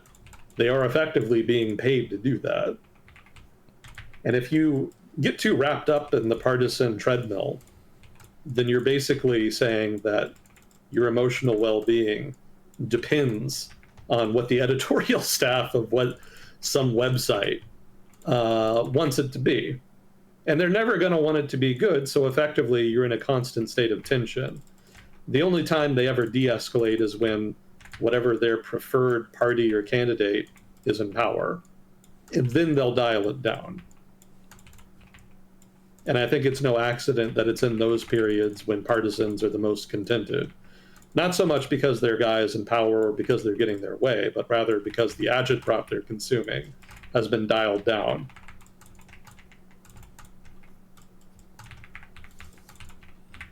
I think a lot of laymen in the United States kind of fall into that trap. But you can't really talk them out of it. People will get very angry with you if you suggest that they're not handling politics maturely. Yeah.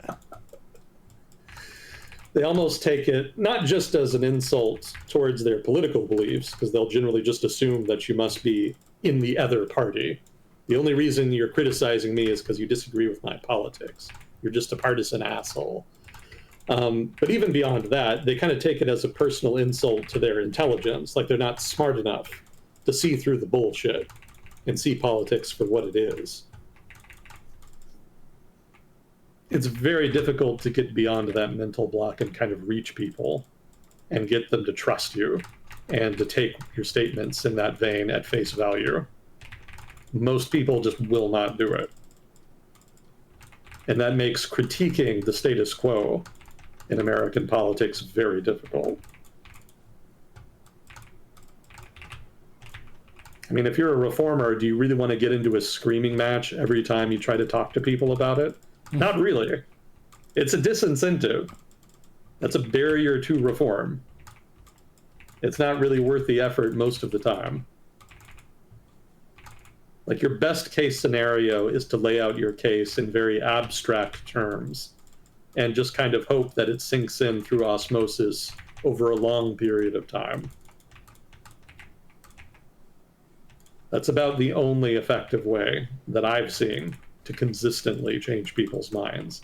And it's not even especially effective, and it's very hit or miss.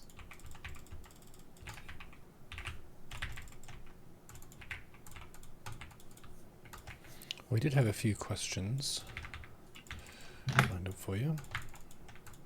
Thanks, Fuzzy Cord. Let's take a look. I heard that this was either the first or second time since Japan's modern government was established, meaning post-World War II, that a two-thirds majority has been held. Is that the case? And if so, what does it signify that a regular government majority doesn't? Constitutional change is the big one. Because I think two-thirds majority with coalition partner assistance would probably be enough to make changes to the Constitution. And so that's what people are kind of going to watch for. Specifically, the Article 5, I think is what it's... No, that's NATO. I don't remember which article of the Constitution it is, but it's the pacifist clause of Japan's Constitution, in which they're not technically allowed to have an army or engage in offensive warfare. Japanese conservatives, especially on the far right, have been after that from day one. They considered it a humiliation the minute it became law, and they have made it their fucking eternal mission to overturn it, regardless of context or circumstances. They are obsessed with it at a pathological level. Oh. There's not even like a good policy argument for it. They have tried intermittently, but almost everything they've come up with has decent counter arguments. There are ways to deal with the problems they raise relating to the pacifist clause that do not involve abandoning it. For them, it really is just about pride. They just cannot handle it. They hate it so goddamn much. All you have to do is listen to them talk about it. It just oozes through. They just can't help themselves. They really can't. I was listening to a guy talk about it on YouTube, I think just last week or so, and he just could not stop himself from talking about fucking Nanjing. Like, it's crazy. Like, they were just asking him about the Constitution, and he just slips into it. Like, we really didn't do anything wrong in World War II. We really were just slandered. What? Just the far right in any country is like that, almost invariably. They all just have that obsession with pride. And it always ends up leaking out. Like, they try to hide it, and they just fail like 90% of the time.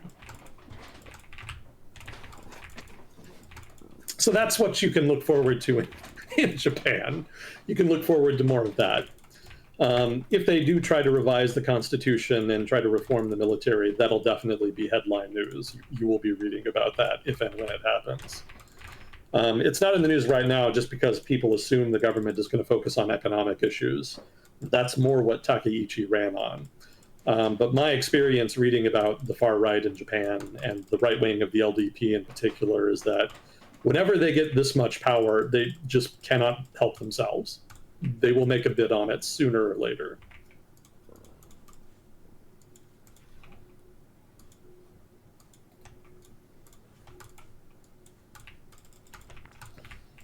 Let's see. Can I request clarification on or details about the Clarity and Save Acts and their current statuses in Congress, Senate?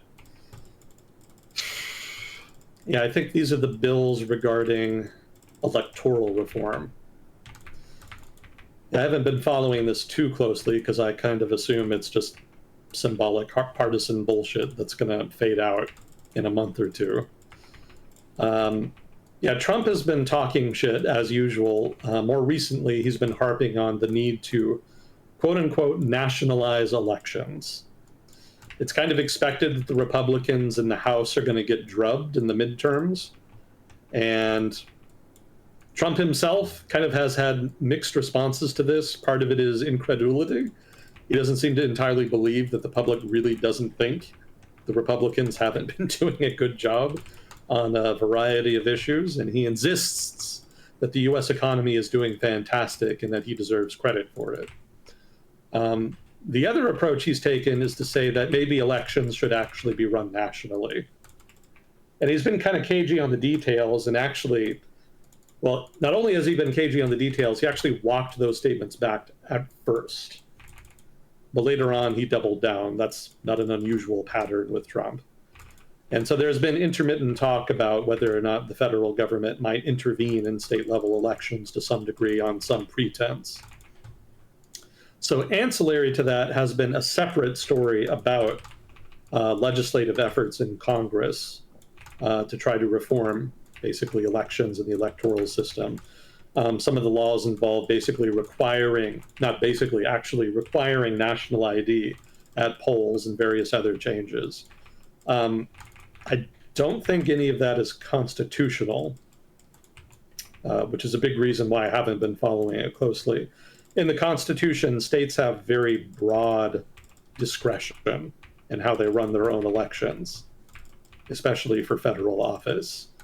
And really, they have to be actively like disenfranchising a large class of people to get the federal government involved. Like, the bar is relatively high for the federal government to step in and start fucking with state level elections. And we're nowhere near that, especially in the states that Trump has been focusing on here. So I kind of have to assume that this is all just posturing. I don't think it's going to go anywhere. I don't even think they really have the votes in Congress to get those passed. I could be wrong. But even if it passes, like, it's not going to pass constitutional muster. I say that even with the Supreme Court as it is. I know people have some very strong opinions about the Supreme Court right now. I have some friends in particular who have been harping on it. But I don't think right now that they would rule in favor of such a law, given its obvious unconstitutionality. Maybe I'm wrong. I've been wrong on so many legal things on here. I'm wary of even commenting on it. But I would assume that it would be struck down as unconstitutional. So I don't think there's going to be any new laws regulating it.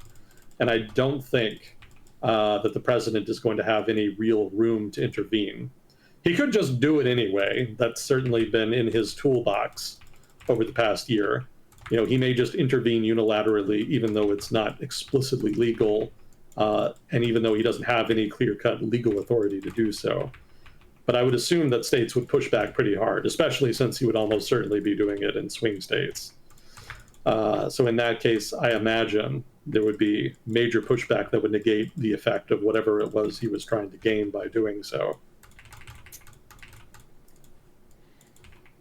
So I tentatively say this will not go anywhere in the long term. Short term, maybe some fireworks, but I don't think they have a clear-cut strategy here. Beyond posturing, anyway.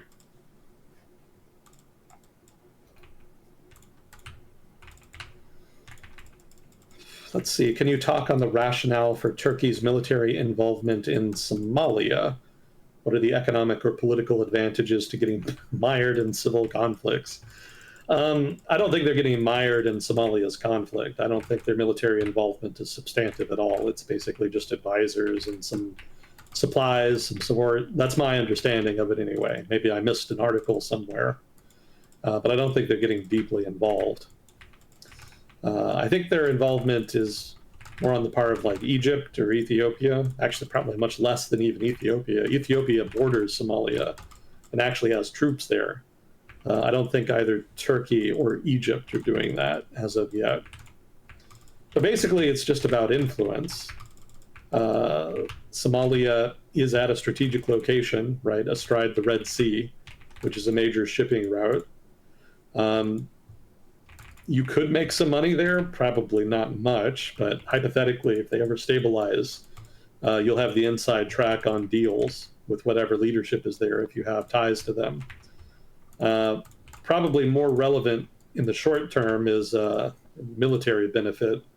The Emiratis have had success with, say, Yemen, for example, using their proxies in other proxy conflicts.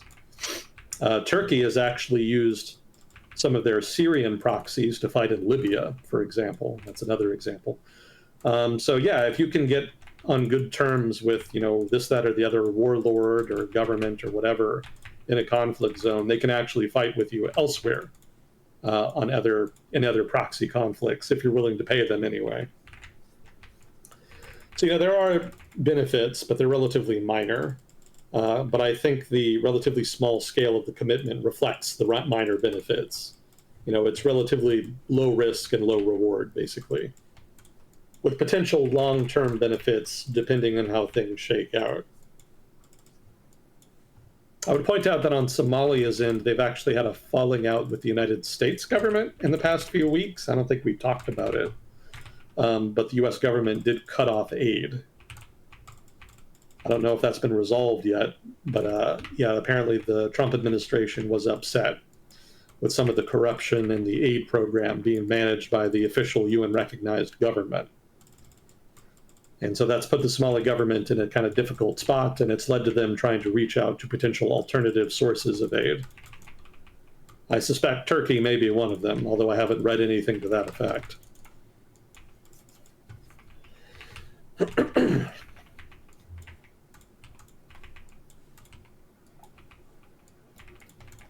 Let's see, what can you tell us about Arrow's impossibility theorem in the context of voting systems for a country? I still haven't read up on that.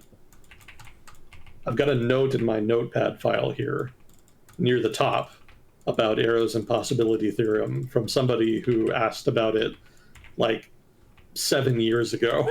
That's a while back. I just haven't gotten around to it. So I'll have to punt on the question.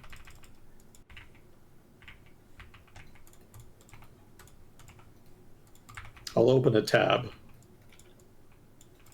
Hopefully this isn't like a ceremonial tab that is more symbolic. I'll actually return to it, but it's there.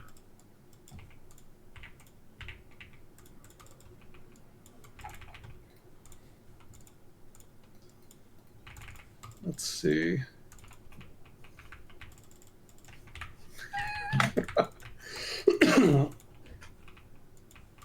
Yeah, that's all we had for questions here. Good work. Hopefully, if we have more, I can actually answer them. I think I did see some people in chat last time talking about abortion and how there should have been an effort on the part of Democrats to pass a law at the national level legalizing abortion. And not in chat, but elsewhere, I've seen people talking about, specifically in the pro-life movement, asking Republicans, actually more like demanding Republicans, pass a national level ban on abortion. And I don't think either of those is legal. I don't know why people keep talking about it. There's nothing in the Constitution that allows the federal government to do that. Maybe if they tried to do it in a weird, circuitous way, there are some decency, obscenity laws on the books that proscribe transport of contraceptives through the mail. I don't think they've been enforced in like 150 years, but some people in the pro-life movement have cited that as a potential vector for proscribing abortion. But an actual outright ban, like that, seems to pretty clearly infringe on the state's right to determine that issue. So I don't think a national ban or a national legalization, so to speak, would really be meaningful. That would almost certainly be struck down by the Supreme Court.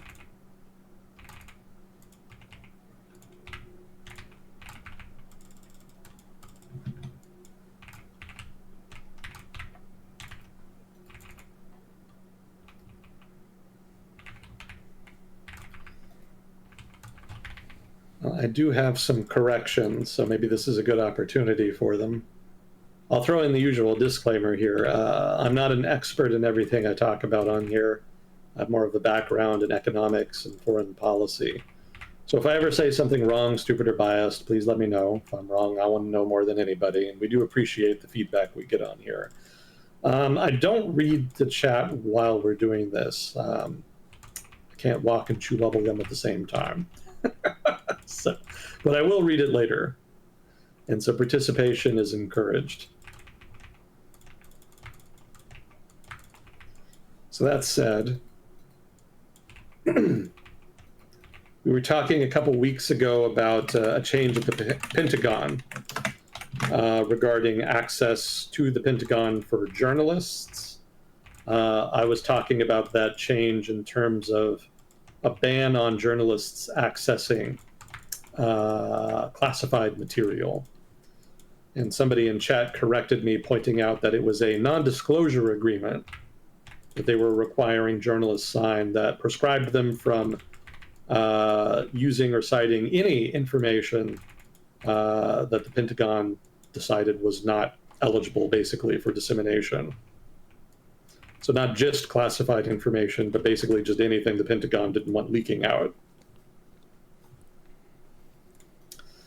Also, Sea of Whiskey corrected me a couple weeks ago about NORAD. I described it as being American, an American defense institution, but in fact it is binational.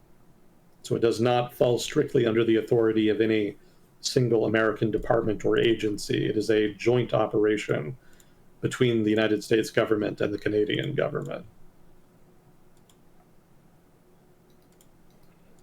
And also, as is tradition, I failed to correctly pronounce the capital of Australia. It is apparently pronounced Canberra. Apparently. I feel like I've gotten different corrections on that over time, but I don't quite remember. So I'll defer to the correctors generally there. When I was a kid, I always just pronounced it Canberra. But apparently that is the most incorrect pronunciation. Yeah. Melbourne? No, it's Melbourne. Brisbane? No, it's Brisbane. Chat's saying they just tuned in. Did we talk about hashtag honeytrap yet? I don't know what that Hashtag is. honey trap? Yeah. Never heard of it.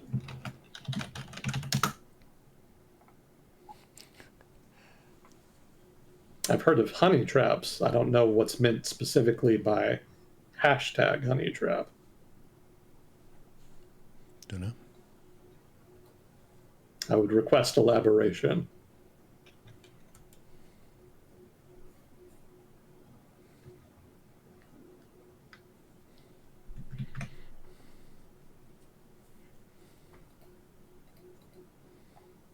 Have you ever heard of the New START Treaty? New Start?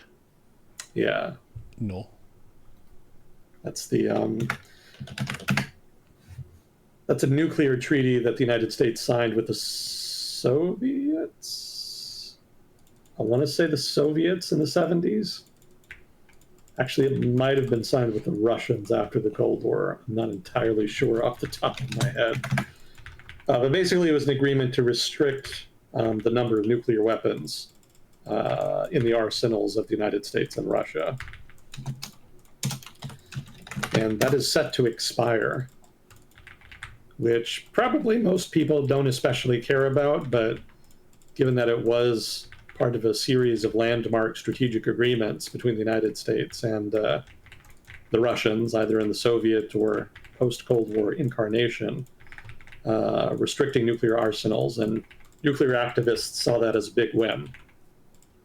And they've been lamenting its pending passing, because that does augur the possibility of a new arms race, which could see the number of nuclear weapons significantly increase. And as nuclear activists will tell you, the more nuclear weapons there are, the more likely it is that everybody fucking dies.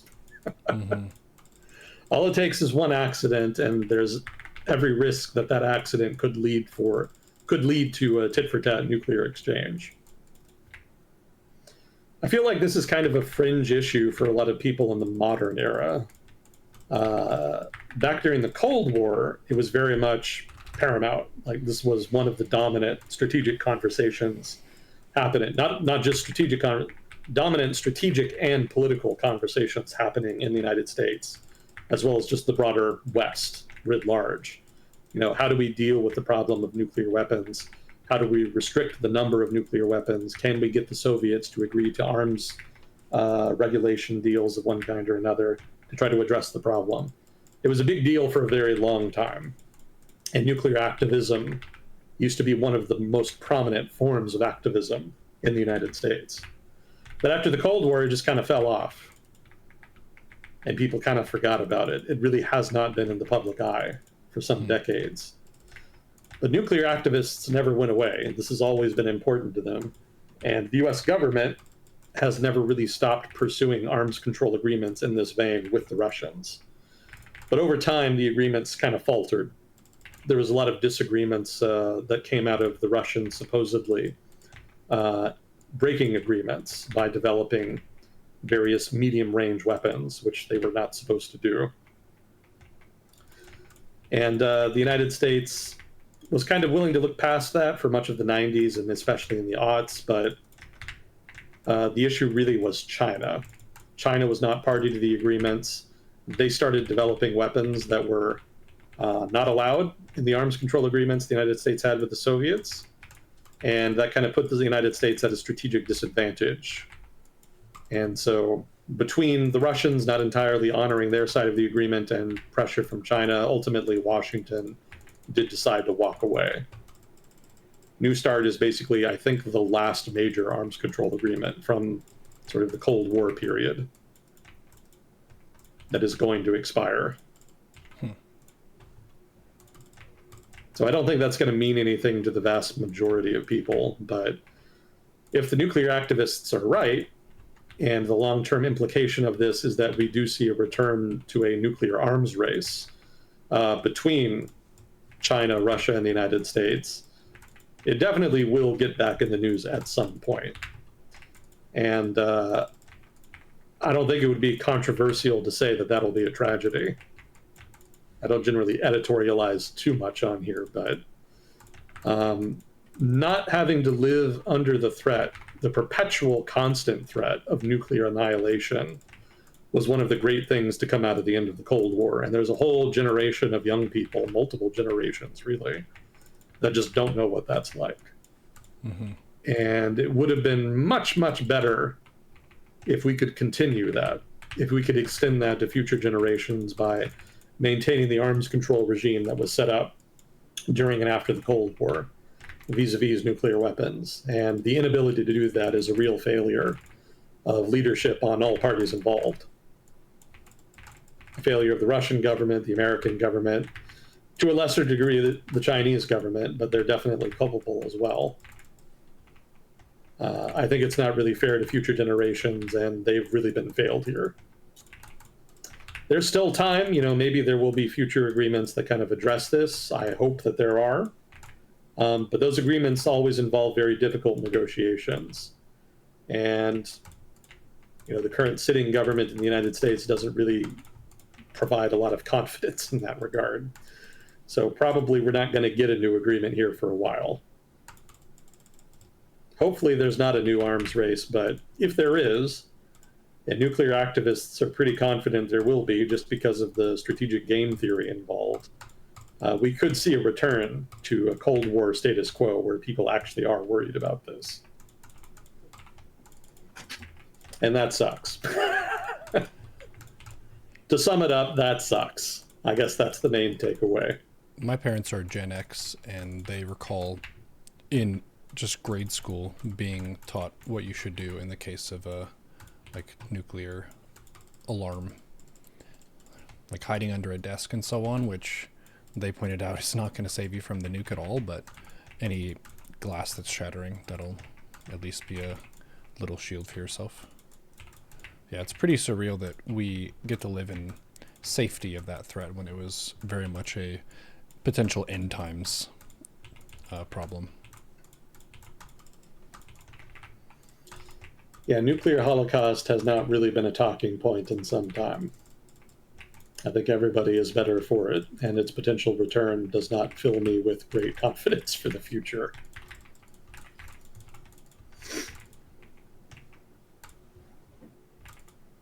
It was an ugly, despairing period. A lot of people really had full confidence that the world was going to end.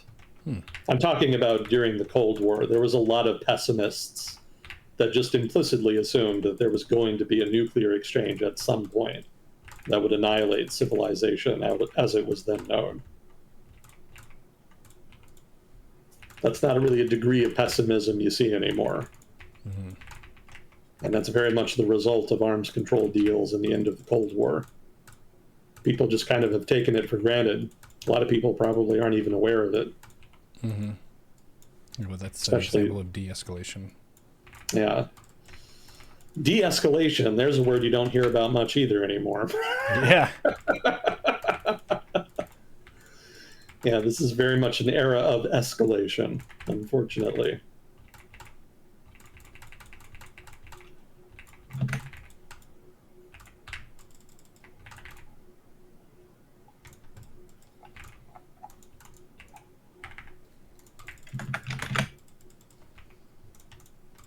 I like the word you used earlier, forbearance. That's a good one. It really is. It's not something you can legislate. It's a norm. It's just something that people have to recognize as important and then practice. And there's not really enough of that in American politics or political culture writ large right now.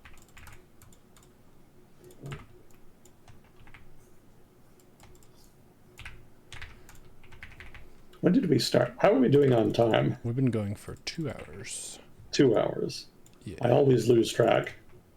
No worries. We start at inconsistent times, and thank you again for being flexible. No, it's my pleasure. I was in a good groove earlier, playing well. There was a Twitch chatter a couple weeks back that gave me some really good backseat advice. A lot of streamers hate the backseating, but it's helped me quite a bit.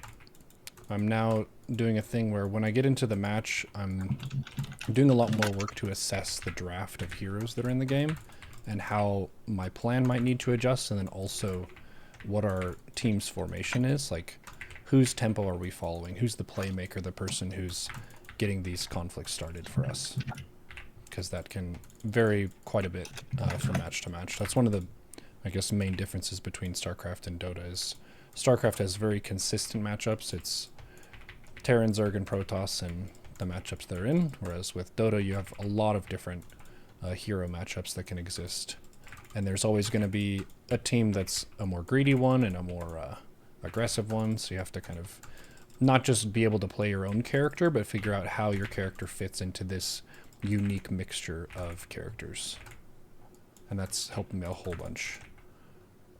I think one of the best things that you have to be able to do to be a good military commander, good Dota player, good StarCraft player, is know when to back up. To back off and not take a fight. Even if you want to fight the enemy, maybe the enemy deserves to be fought for whatever reason, but it's just not the right time and the right place. And you might be eager, but you would take a much better fight somewhere else a bit later. There are a lot of bad ideas that get thrown out there. And if someone says it with confidence, then you think it might be a good idea. But then you analyze it and you're like, actually, this is really not a good idea.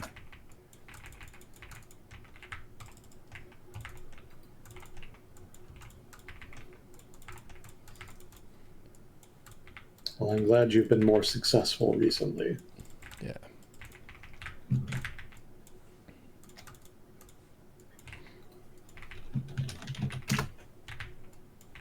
With the help of your chat advice. Exactly. Sometimes it is a little bit grating when they're like, you know, you can do this, right? And I just forgot to do it one time out of 200 and they saw it.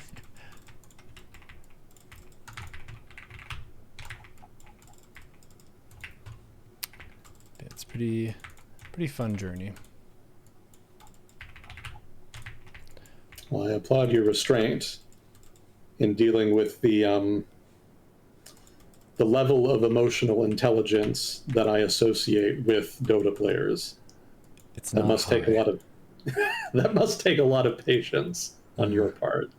A bit. So kudos to you for proselytizing amongst the barbarians the good faith and word of mental awareness and self-restraint. Yeah. And also realizing that you're dealing with peers here. These are people who have the same hobby as yourself, which some people haven't quite grasped that, even after tens of thousands of hours of gameplay. You have more in common than these people than almost anyone else on the planet, so you could just chill a bit.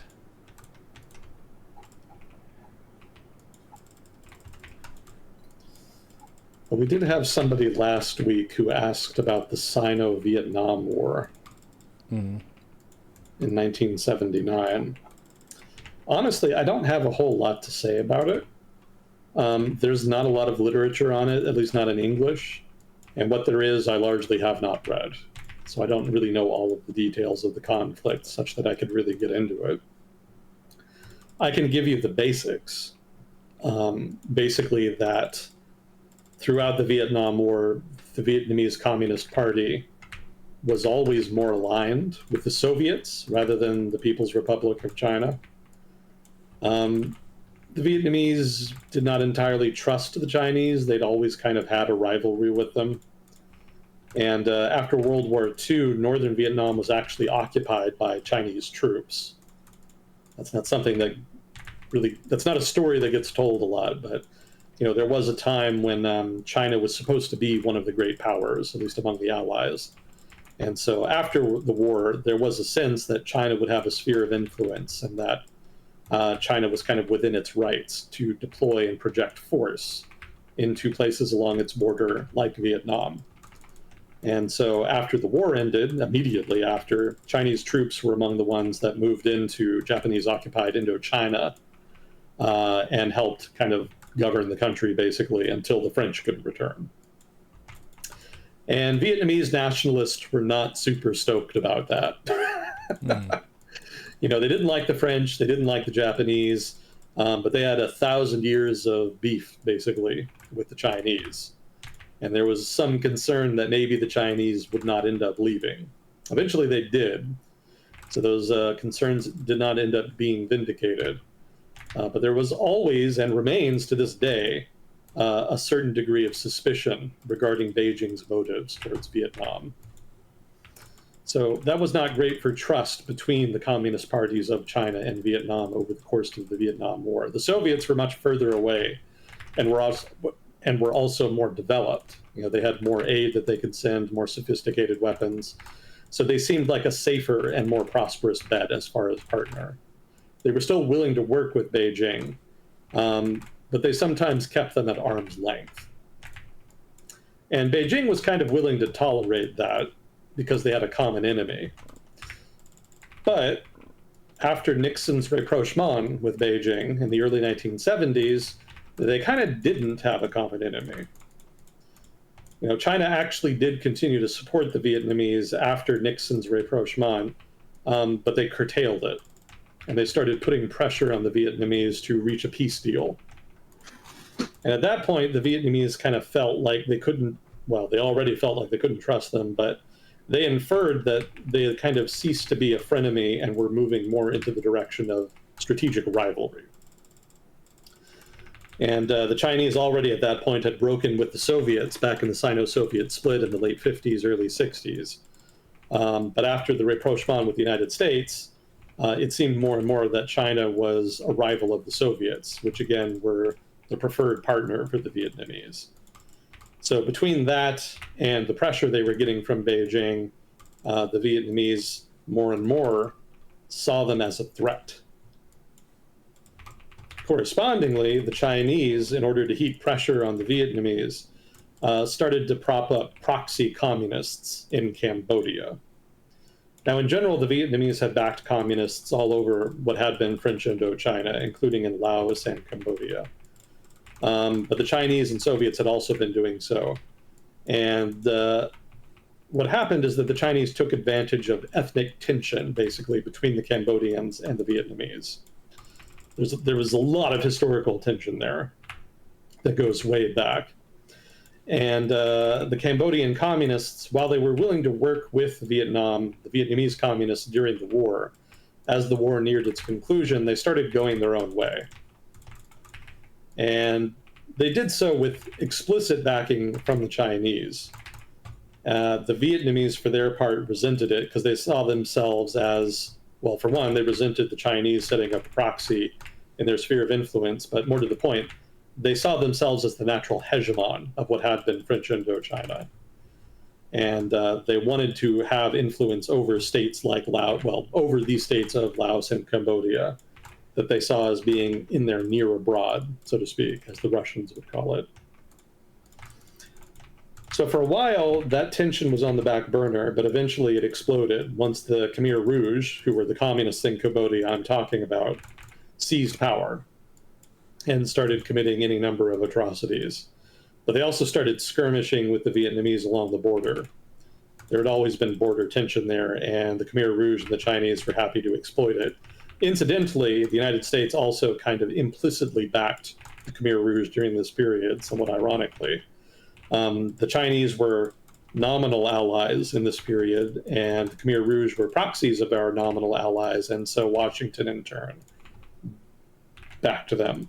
Not really directly. I don't think I've ever read that the Washington explicitly sent them money or weapons, but they did implicitly back them by providing diplomatic cover during the height of the killings, which, if you're familiar with the Cambodian genocide and killing fields, you know was pretty bad. So the fact that Washington was kind of culpable in some of that is not a great look. But it was an era of many, many bad looks for the United States, so that one didn't necessarily stand out in the grand scheme of things. Probably one of the worst ones, hardly the only one. Regardless, the Vietnamese finally took action. They took this as an opportunity to flex on a territory that they wanted to be under their thumb. And so they outright invaded Cambodia and ejected the Khmer Rouge from power. And again, this was explicitly a proxy conflict. The Chinese were trying to challenge the Cambodians. The Chinese were trying to challenge the Vietnamese, rather, and the Vietnamese were not having it. And the Chinese government was very upset about this because they didn't like, obviously, their proxy getting steamrolled. And so they decided to launch what was, in effect, a kind of punitive war, a punitive invasion of northern Vietnam. It's not entirely clear just what the extent of their objectives were. It's not clear if they wanted to just full on invade Vietnam, or if it was just meant to be a limited invasion, or if they just wanted to do a border skirmish to intimidate the Vietnamese government. None of that is explicitly clear, at least given what I know about the conflict right now. Regardless, the invasion did not make it very far into Vietnam before encountering significant difficulties. And ultimately, they ended up withdrawing after a few months. The Vietnamese were thoroughly freaked out about it, and they had to mobilize their army against what they thought was an invasion by a country that was like fucking 10, 15 times their size, whatever it was. It was intimidating for them, but they did not end up losing much on account of it, by and large. Their operations against the Khmer Rouge in Cambodia continued. They did not lose any territory. The Chinese evacuated completely, and they retained their close ties with the Soviet Union. So Beijing does not seem to have gotten anything of note out of the conflict. It seems to have mostly been something between pointless and a disaster, depending on how you want to look at it. Given the poor performance of the Chinese army, it probably leans more towards disaster, since it undermined the credibility of their armed forces. But at the same time, the Vietnamese were not explicitly able to expel the Chinese either. So in a sense, that was a win for Beijing. They only left because of an agreement.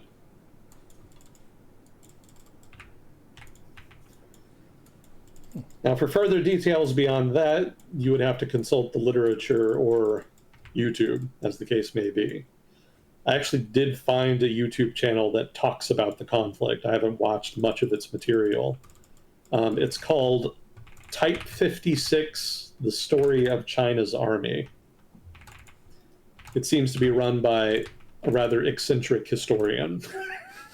It's a very niche YouTube channel. He doesn't have a lot of viewers, but his stuff kind of checks out. It's pretty good. So if you're interested in the Sino-Vietnamese War of 1979, that is the source I would refer you to. Also, there's books on it, so you could read those, but if you're a casual historian, you're probably more interested in something simpler. So if that's your bag, my YouTube recommendation, I think, is what I would recommend. But books definitely are better if you want, like, the juice, like the real, legit details.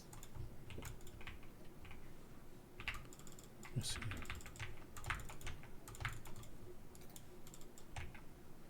Yeah, there's a couple good China YouTube channels out there that don't really get a whole lot of play. Have you ever heard of Gates of Killian? No. That's a YouTube channel that does Chinese history as well. They generally do strategic history, things like conflicts, some politics, etc. Oh, sorry, Gates of Killian. I'm almost certainly butchering the pronunciation there. And then there's one I haven't listened to or watched in years, which is the China History podcast. I always meant to go back and go through all their stuff, and just kind of never got around to it. Procrastinating again. I have many, many side projects that have just kind of been waiting in the wings for extended periods of time. Even reading about early 19th century America was an idea I originally had way back in like 2017, 2018. And I've just kind of intermittently done the research since then. Well, at least you eventually got to it. Yeah, eventually doing a lot of work in that sentence.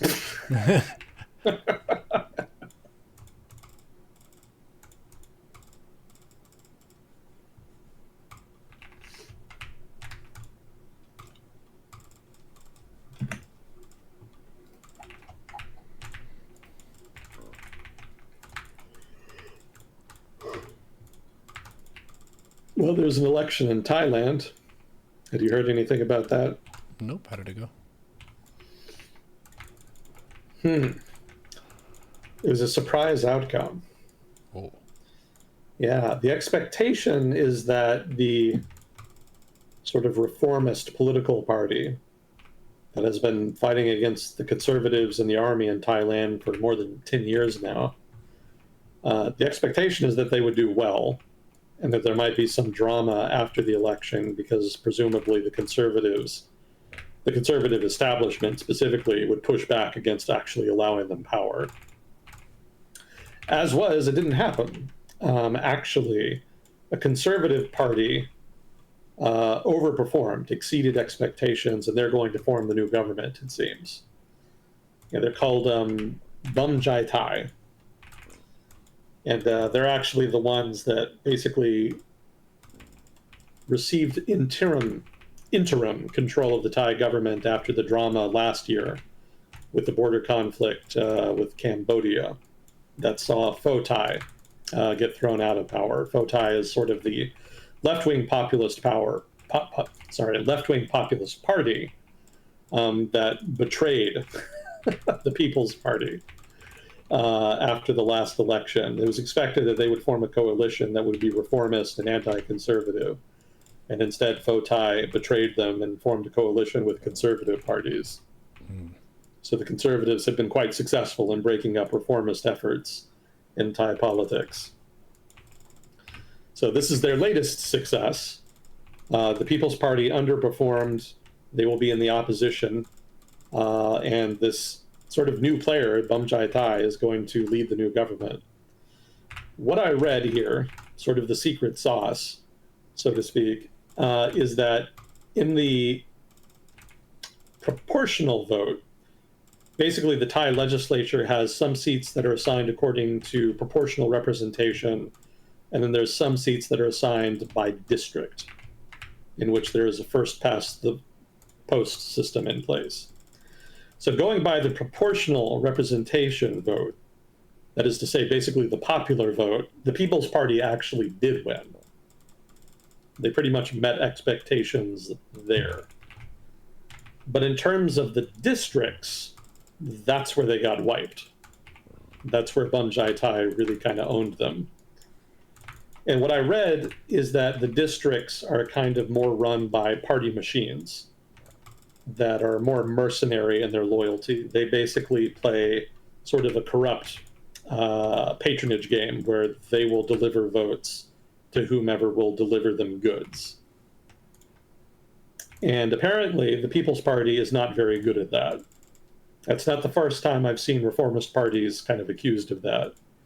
One of the main reasons that Pho Thai has stayed in power as long as it did, and has stayed relevant for as long as it has, is that they're very good at that.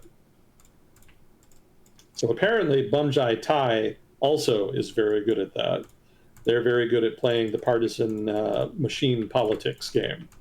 And they were able to win big in the district vote, and that's apparently what's delivered them control of the government.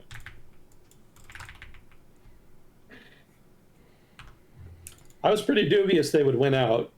You know, they received interim control of the government, but they were not a major party last year.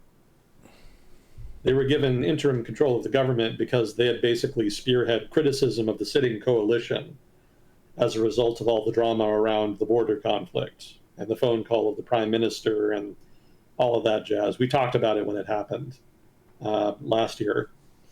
But because they kind of were the face of the criticism within the ruling coalition of Pho Thai specifically, as well as other coalition partners that they felt were not holding the coalition government responsible, they kind of received the benefits of that. They reaped the benefits of that and received interim control.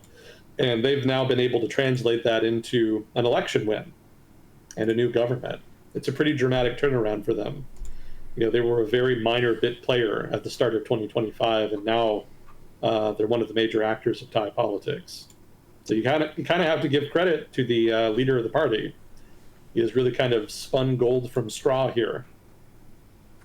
I don't doubt that he's received significant backing from conservative elements in the army, as well as sort of the broader government. This is exactly the kind of guy that they've been looking for. We'll see how long it lasts.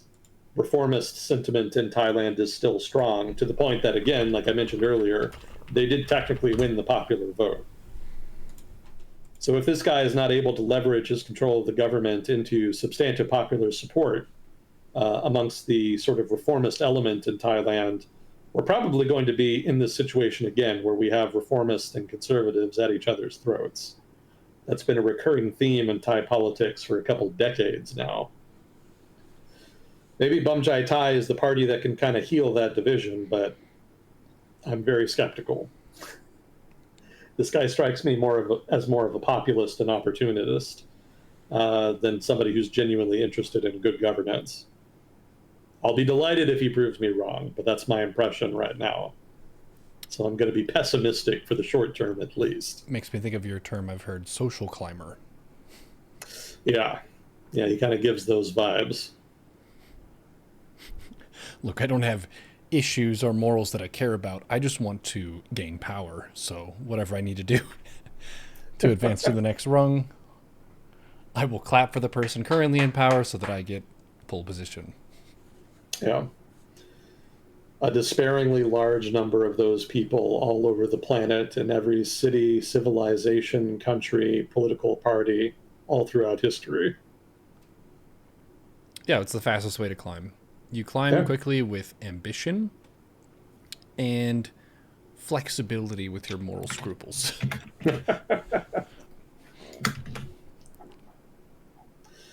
Well, I'm glad we don't have to worry about people like that here in the United States. That's the joke. I don't even have to add anything. That's just the joke. Yeah.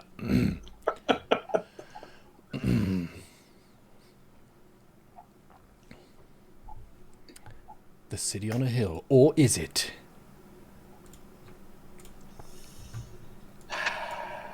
Well, that was always more aspirational in nature.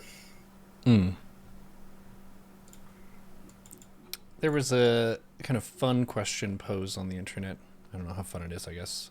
They were asking, what would it take for the Winter Olympics to happen in the Southern Hemisphere? And there were a lot of people commenting who were saying Argentina and Chile would be good countries for that, at least climate-wise. I don't know what it takes for a country development-wise to host an Olympic Games. And obviously it's a sport event for fun, but it is a major driver of commerce and money and infrastructure, not always in a good lasting capacity. Well, look, I mean, no offense to Greece, but if Greece can do it, anybody can do it. Oh. That wasn't the Winter Olympics, that was the Summer Olympics, but same idea. You know, if the question is why can't a developing country host the Olympics, they totally can and have. Greece did it. Russia hosted the Winter Olympics in Sochi a while back. I don't even remember what the year was. The Olympics all just blur together to me now. I think that was like right before the Ukraine war. Let's check. I think that was before 14, before the whole Crimea thing even started. Yeah, 2014. I think there was a lot of overlap between the Winter Olympics that year, Crimea, and Euromaidan.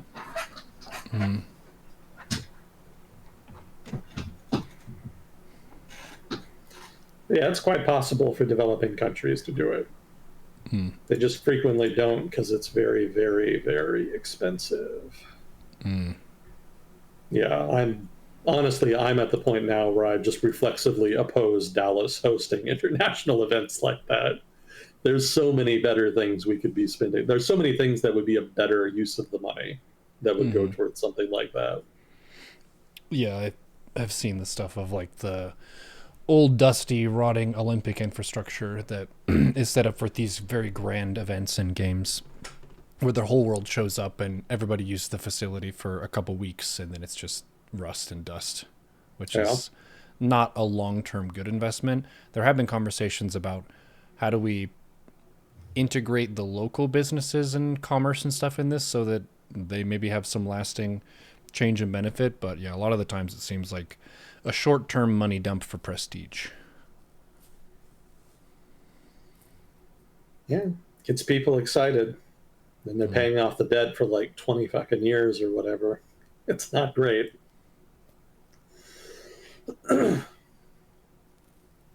Yeah, I wasn't even really very happy to hear that Dallas would be participating in the what is it, the World Cup, Mm-hmm. the soccer thing that's happening here. I'm barely cognizant of it. Mm-hmm. Winter Olympics, World Cup, like there's too much drama right now. It just does not register. We have bigger fish to fry. Yeah. There's a fun little web browser game that I play with my friend Apoptosis when we're stuck in a long Dota queue. It's called Scrandle, and it shows you two photos of sporting event food. So it's usually a kind of fast food item, not super high quality, but you pick which of the two you would go for, and it gives you the picture and the price point and a description of what it is. And a lot of these are from like British soccer events. They call it football over there because you use your feet. Makes sense, but that's a pretty fun way to pass the time. It can range from stuff that looks pretty gourmet and delicious to stuff that's disgusting local delicacy that an outsider wouldn't want. The British love their mushy peas, but to an American that sounds kind of gross. Just even listening to you describe it, it just does not sound appetizing. Mm-hmm. It's fairly nutrient dense, so I think that's one of the reasons that it had staying power in the cuisine overall. Peas have high protein content for a plant. You know, I think the old-fashioned Midwestern breakfasts that my grandmother makes are similarly calorie rich and yet manage to be actually appetizing. Mm-hmm. Maybe something the United Kingdom of Great Britain and Northern Ireland can learn there. Calorie rich and delicious. They got the first one down. Working on the second one. You'd think they'd have learned by now, but no. I hear a lot of Midwestern accents out here in South Dakota. We just had a guest over today who was talking about needing something in her bag, which the rest of us would say bag. Yeah. Yeah, they kind of slip them in. Mm-hmm. And they don't themselves notice it at all. Yeah. But it always kind of perks my ears up. It's not for every word. There are certain accents that are very similar to American English, like Canadians. A Canadian can talk to you, and sometimes for like a few minutes, you might even not know that they're Canadian. But then they say out or out in a way that an American would never say that. But the rest of the words sounded fine. I'll get an occasional Dota teammate who mics up in comms, and they'll say, "We need to get out." And I'm like, "Oh, you're Canadian." And they're like, "Yeah, how'd you know?" You just outed yourself. Yeah, the one some of my Midwestern relatives always do that gets me is woof. Mm. I always kind of do a double take with that one. Takes my brain a minute to kind of register that. Mm-hmm. What does that mean, woof? Wolf. Oh, wolf. Yeah, they drop the L. My mother did that to me once, kind of out of nowhere. We were just driving along the road, and she kind of said, well, not kind of, she said, "Oh, hey, look at that woof." And I was thoroughly confused. What's a woof? What the fuck do you mean, woof? Oh, a wolf.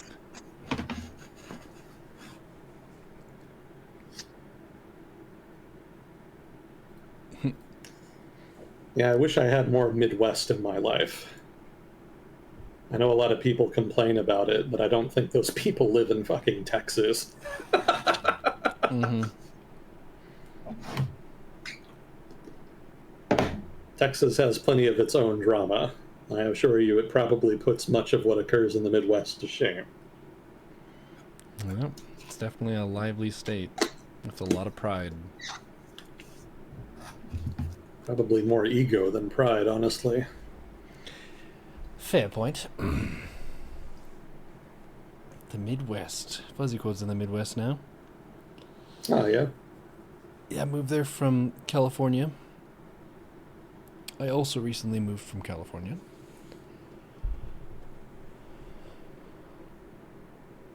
Very expensive state. Oh, technical question. How do states without state income tax make money? Easily. There's any number of other ways you can raise tax revenue. Probably the most common is property taxes. Oh. Yeah. Texas has big, big property taxes. Lots of people complain about it. A lot of people actually come here to Texas because there's no income tax at the state level. Mm-hmm. And so they assume then that their tax bill will be very mild. And then they get their property tax bill from the state and are thoroughly fucking shocked because Oh it's some no. of the highest property taxes in the entire country. Hmm. Damn. Low tax Texas myth busted, I guess. Yeah, yeah, they kind of sneak that by a lot of people. They don't find out until it's too late. Saying there are city taxes, county taxes, school district taxes. Okay, so they just hide it and break it up into different parts. So you look at your income tax and you're like, wow, what a libertarian state. And then you look at all the other little details and say, ah, fuck, they tricked me. Well, those are all different levels of taxes. There's not necessarily the individual taxes. So, like property taxes are the specific taxes, sales taxes also, and probably a whole litany of fees as well Mm-hmm. that probably most people don't even encounter. A lot of them are probably specific to individual industries, professions, what have you. Mm-hmm. So, those are all possibilities as well. Mm-hmm. Yeah, lots of options.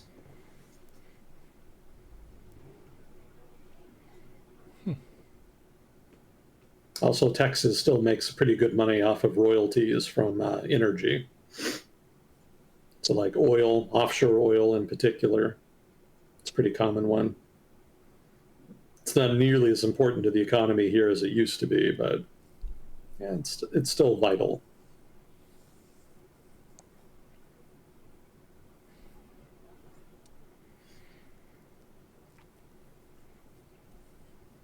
Yeah. Taxes, they have their place, right? Because you have to agree to spend some shared funds toward the common good instead of just your personal projects and personal gain. But it never feels good to do it, even if you should do it, and you're going to have to do it if you want to have any state or government. But when the money is leaving your account, it's not a good feeling. I would love to pay lots of taxes because if I were paying lots of taxes, that would mean I were making enough money to pay lots of taxes. Ah, glass half Yeah, full. a lot of people who struggle with taxes and hate taxes are people who are kind of living, they're not really saving money. There's a lot of people who kind of live beyond their means. So even though they're making a shit ton of money, they always feel like they're crunched for cash. Mm-hmm. With some of them, maybe they are saving money, and taxes is just the margin that squeezes them. But I think there's also a lot of people that just don't save any money and are just spending everything.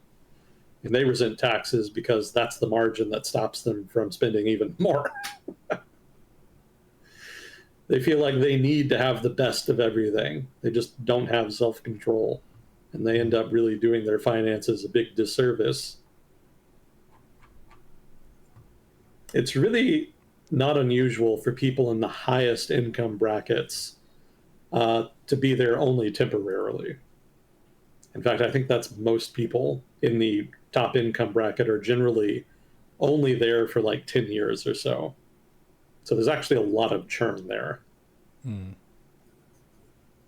Some of that is just because people retire, but some of it is also because a disproportionate chunk of those people are just spending way beyond their means and cannot possibly sustain the lifestyle. Mm-hmm. Yeah, anyone who's nouveau riche oftentimes struck it from some lucky circumstance, and they're not a shrewd financier who knows how to make that money last over a long period of time. They mistakenly think that they're going to have that lucky spike for the rest of their life. So they now get to throw their weight around, so to speak, and buy a bunch of lavish goods when possessions that are sitting in your home don't net you more money.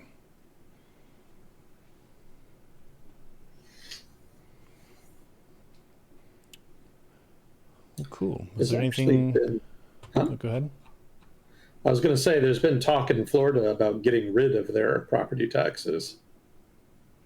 And they And don't that's have another income state. tax either. Correct. Yeah.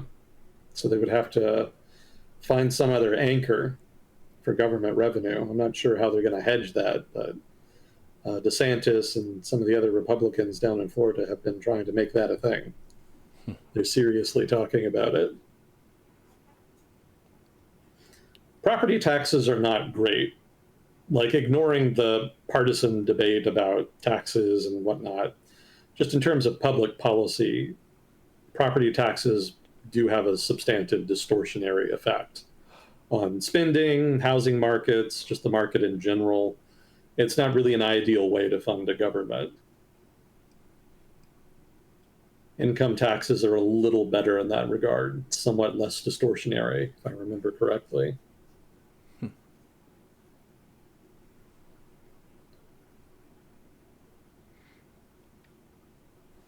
Yeah, there was that. Just made me think of the state that they wanted to form in the conservative parts of Oregon and Washington and Idaho. Can't remember what it's going to be called.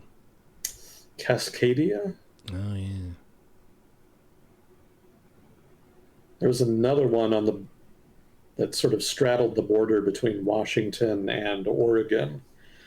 I think they were going to call it Jefferson. Hmm. Yeah, that was actually back in the 1930s, late 30s, early 40s. There was a bunch of counties in southern Washington and northern Oregon that were disgruntled and wanted to form their own state. And then World War II happened, and it just kind of went away. Mm-hmm. But there was real momentum for a while. Guess it was one of those common enemy situations where there's a much bigger threat and thing that causes people to focus on unity as a nation instead of the differences between Americans. There was a Yeah. brief flashbulb moment of that after 9/11 that I distinctly remember. And it felt so nice. Not that we were angry as a country, but that we were unified for a bit. Mhm. And it wasn't about us versus each other. It was about us facing a common issue. So my brother has joked that he was like, man, I hope the aliens show up so at least we have someone to dislike together and we can team up. We're good at that. If there's something bad that we don't like, we're good at teaming up. But if we don't have anything to fight over, we will make something to fight over. Yeah. Yeah, that's very human, unfortunately. Mm-hmm.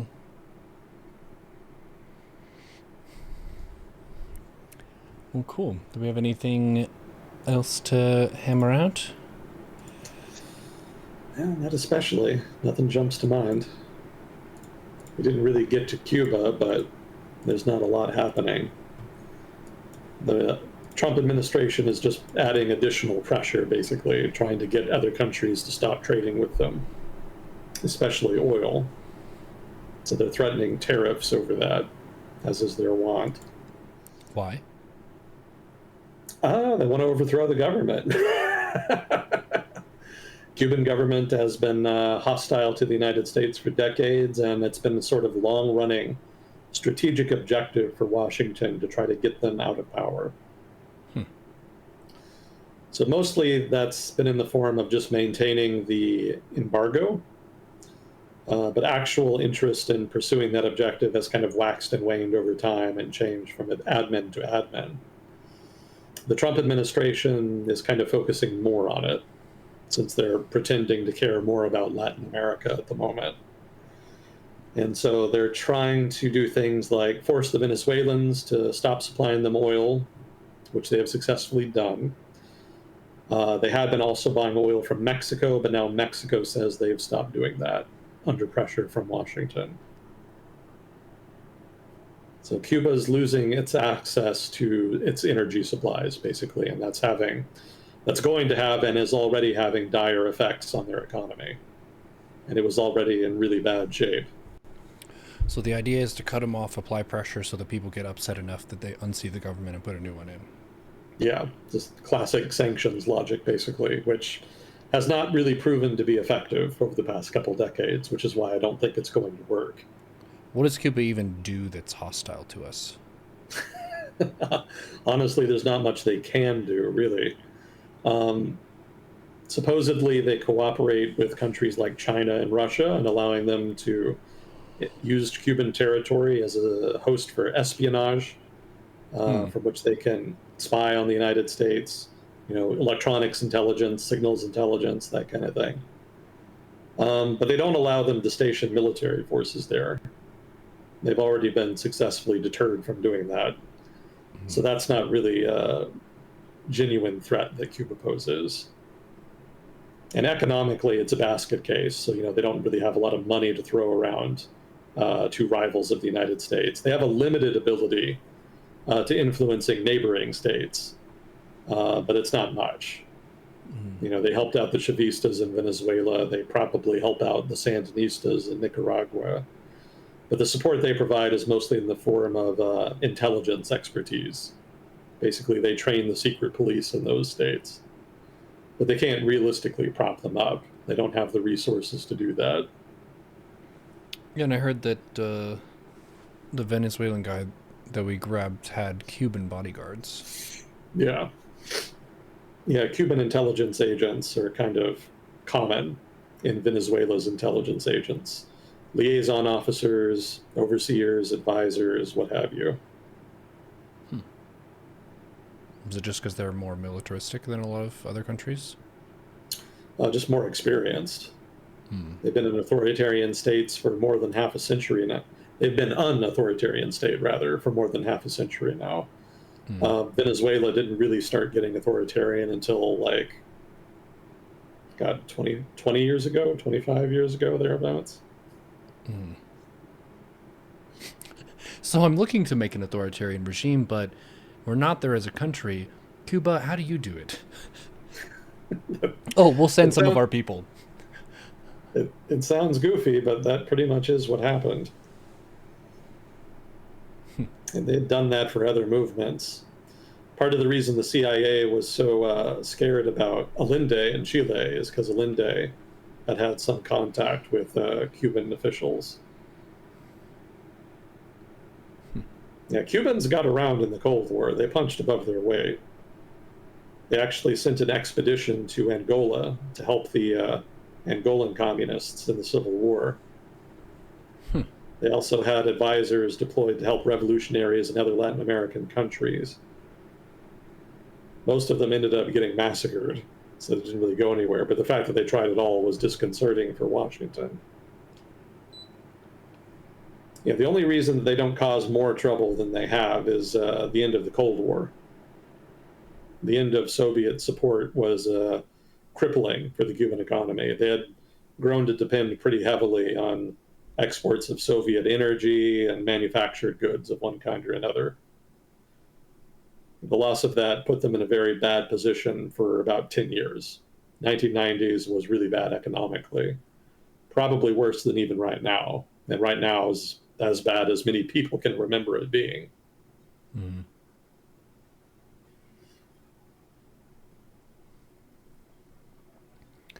Yeah, it's interesting. I wonder a little bit if by the time the people who were alive during the Cold War have passed away just due to old age, if there will be less tension between the US and Cuba. Because you and I are millennials. We're a bit Mhm. younger, so we don't directly remember the Cold War, but our parents know about it. So we've heard word of mouth what that was like, the Bay of Pigs and so on, and just the threat of nuclear war and how Cuba was involved with the Soviets and so on.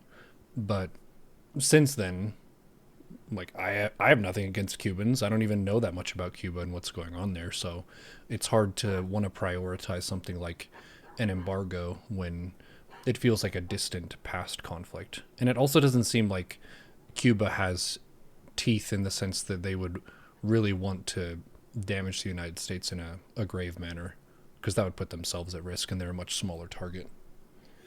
Well, it's not that they don't want to, it's that they can't. Hmm. Yeah, they've definitely fucked with the United States over time. They've infiltrated American intelligence agencies multiple times. I Hmm. think we talked a couple weeks ago about how the top Latin America analyst who managed basically the Latin American bureau for, I don't remember which intelligence agency was, but it turned out that she was a Cuban agent. She'd been working for them for like 20 fucking years. Hmm. Yeah, like I said, they punch above their weight. They're Hmm. very good at that. And they're very concerned about American intentions always and forever. There's a lot of historical memory of American imperialism in the pre-communist period. And of course, in the post-communist period, the United States has done quite a bit to fuck with the communist government in Cuba. So there's no trust. They have Hmm. zero faith that the United States is ever going to deal with them as an equal or just allow them to exist unimpeded. Hmm. Yeah, I think on the Cuban side alone, there's just going to be perpetual paranoia that's going to undermine relations. But on the American side, even after you see Cold Warriors kind of fade out, retire, there's probably still going to be tension. For one, hawks in American politics are just not going to accept a country that close to American territory being hostile, even if they can't realistically do anything, even if they've already been deterred from any real aggression. Hawks just see it as a strategic liability, and they make it their business to try to change that. Also, conservative Americans generally just hate communism. They don't Hmm. really need they don't really need a reason beyond that to hate Cuba's government. That's generally enough for a lot of people. And then also there's the Cuban American element in Florida. So even after all of the Cubans who used to live in Cuba have kind of all died, and the Cuban American population is just people who have only memories of the United States and maybe have never even been to Cuba, there's still going to be residual enmity Hmm. because parents kind of pass on a lot of their prejudices and grudges to their children. Yeah.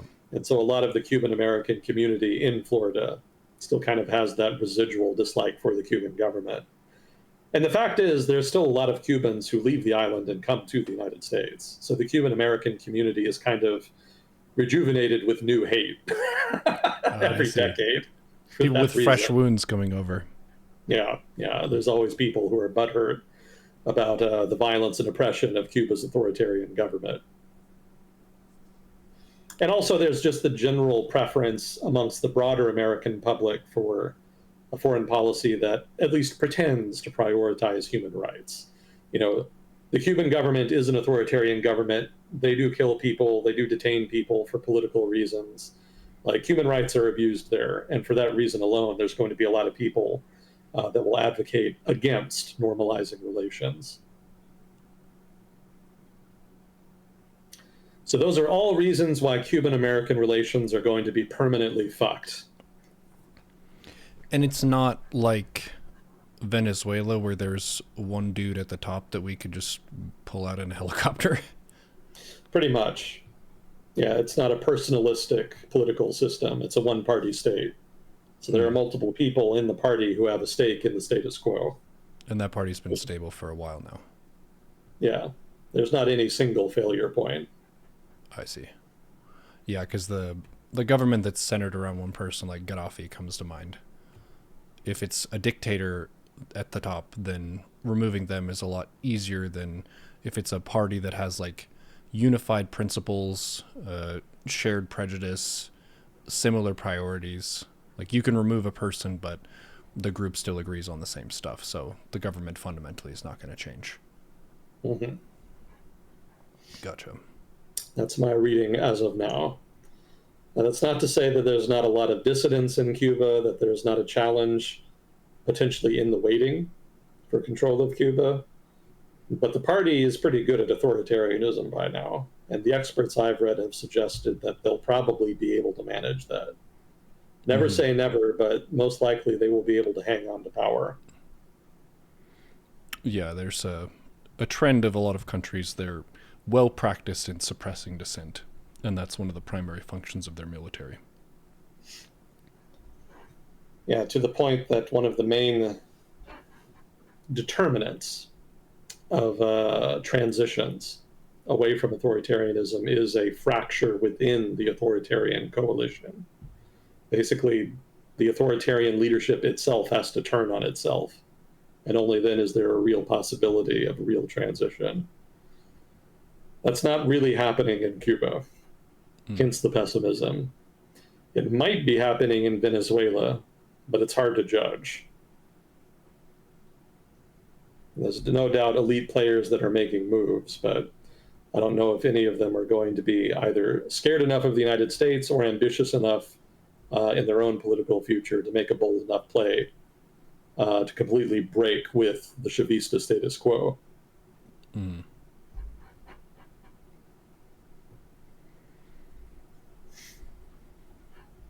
Yeah, a lot of places are pretty stuck. I had always hoped for the North Korean peoples to rise up, unseat their dictatorship, and then have a happy open border with South Korea. Yeah. Yeah, that might be the hardest change of all. And there was never any real experience of modern governance in North Korea. They pretty much went from imperial traditionalism, which was very authoritarianism, to the yoke of Japanese imperialism, which was even more authoritarian, and then they got North Korean communism, which is the most authoritarian. Yeah. So at no point in that process was there ever like an educated liberal middle class that emerged. Mm-hmm. It just was not there. And peasants, as a general rule, don't really care about politics much. And in so much as they do, it's mostly about land, either in the form of land redistribution or in the terms of helping them basically farm better, or subsidies and whatnot. But beyond that, it's very difficult to mobilize peasants politically. They're very reluctant to do that historically. You've really got to rile them up in order to get them mobilized. Communist movements throughout the 20th century figured that out the hard way. They tried to get them excited about communism, and they did not give a shit. They really could not have given less of a fuck about communism. But they did like nationalism. They hated foreigners. They hated taxes. And they hated corruption, all of which were things that fucked with them in their daily life.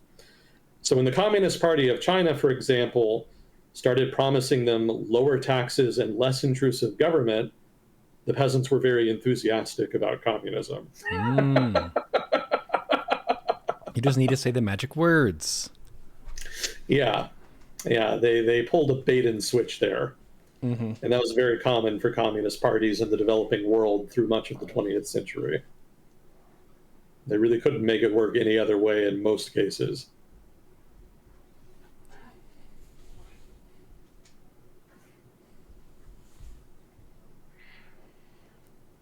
Well, sorry, I didn't mean to drag out the ending here. No, you're good. We still had time. I like talking about random stuff.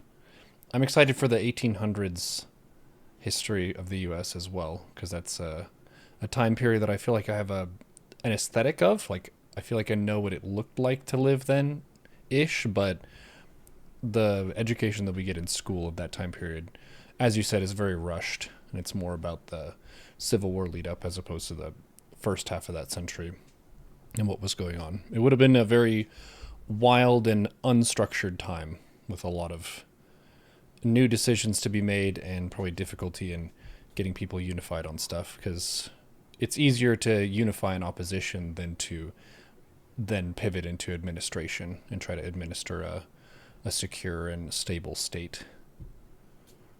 And as we learned from the American Nations book, there were a lot of different demographics in the colonies and then the young United States that didn't get along about everything. They may have agreed to unseat the monarch, but aside from that, there's a lot of room to interpret how best to lead a new nation. Oh, God. It goes deep, Neuro. Yeah. Well, a big part of learning is figuring out what not to do and what doesn't work. Well, they certainly figured out a lot of ways how to make things not work. They had to learn the hard way. Yeah, I'll try to get it all organized so it's something resembling coherent. Gotta find some like storytelling angles, some themes, that kind of thing. I think it'll be fun, but it'll be a week or two. Cool. Sounds good to me. Well, very excellent. Well, thank you, chat, so much for joining us. Thank you, Fuzzy Core, for handling questions. Thank you, Agent Smith, for your time and research. And we will see you all in the next episode of World Discussion with Agent Smith. Yeah, thanks again. Always a privilege. Talk to you next time. GG.